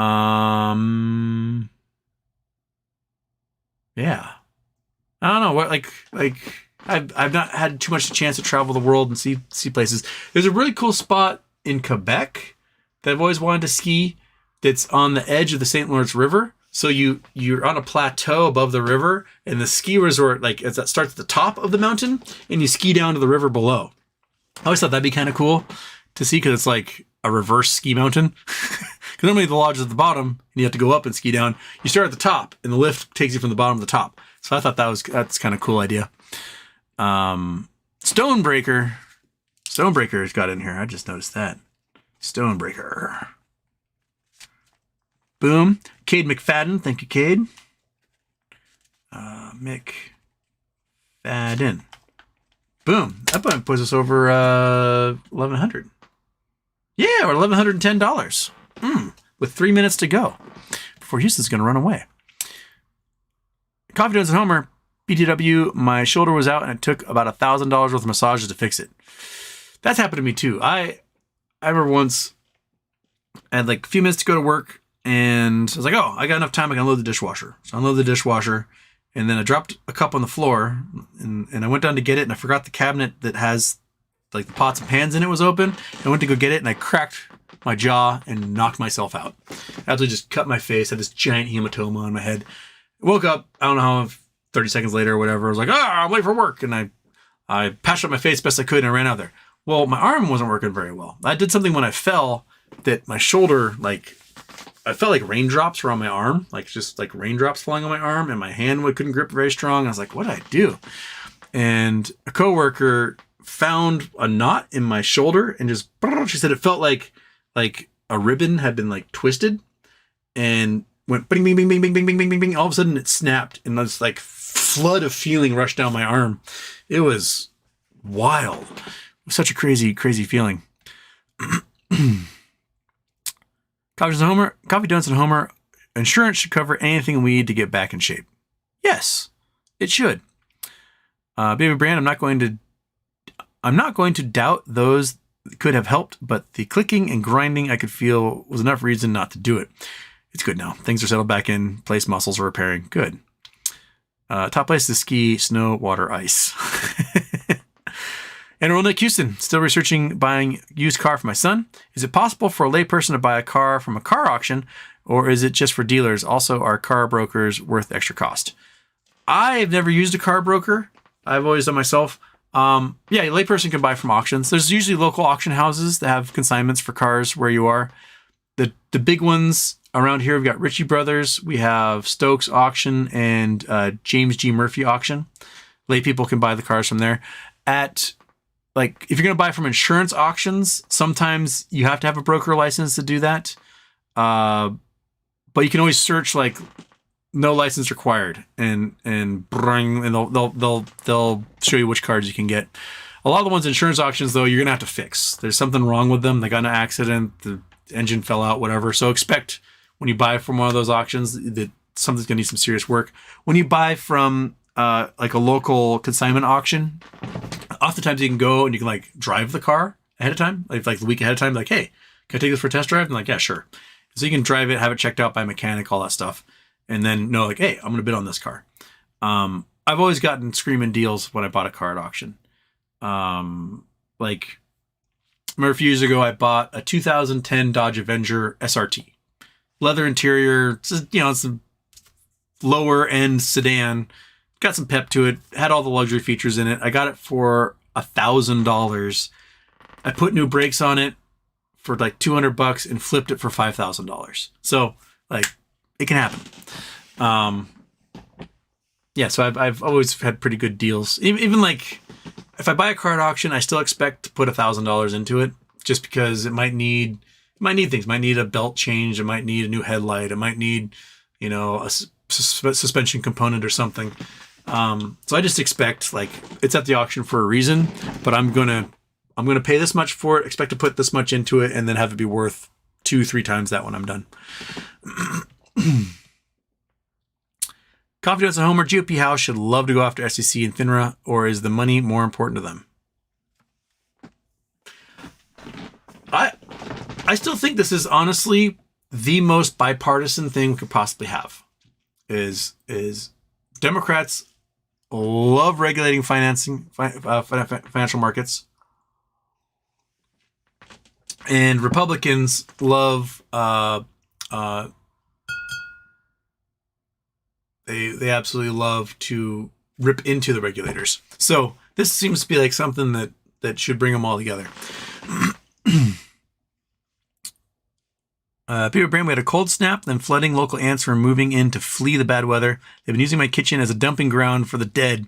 My Brita picture has like 150 dead ants in it. Chuck. All right. We met our goal. We raised $1,110 for the Rainforest Trust. We actually met the goal like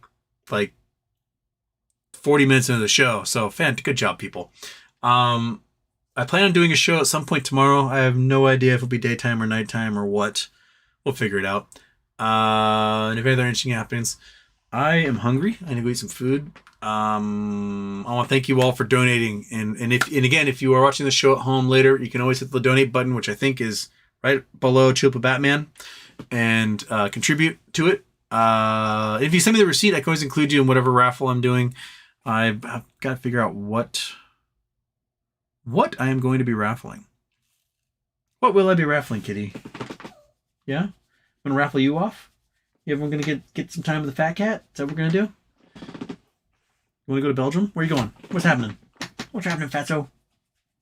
Oh, he just purrs so hard when he scratches his butt. Okay, everybody. Have a great night. I will see you tomorrow. And it's not nighttime yet. It's still daytime. See that daylight out there? It's still daytime. So we are going to do the regular shaboink.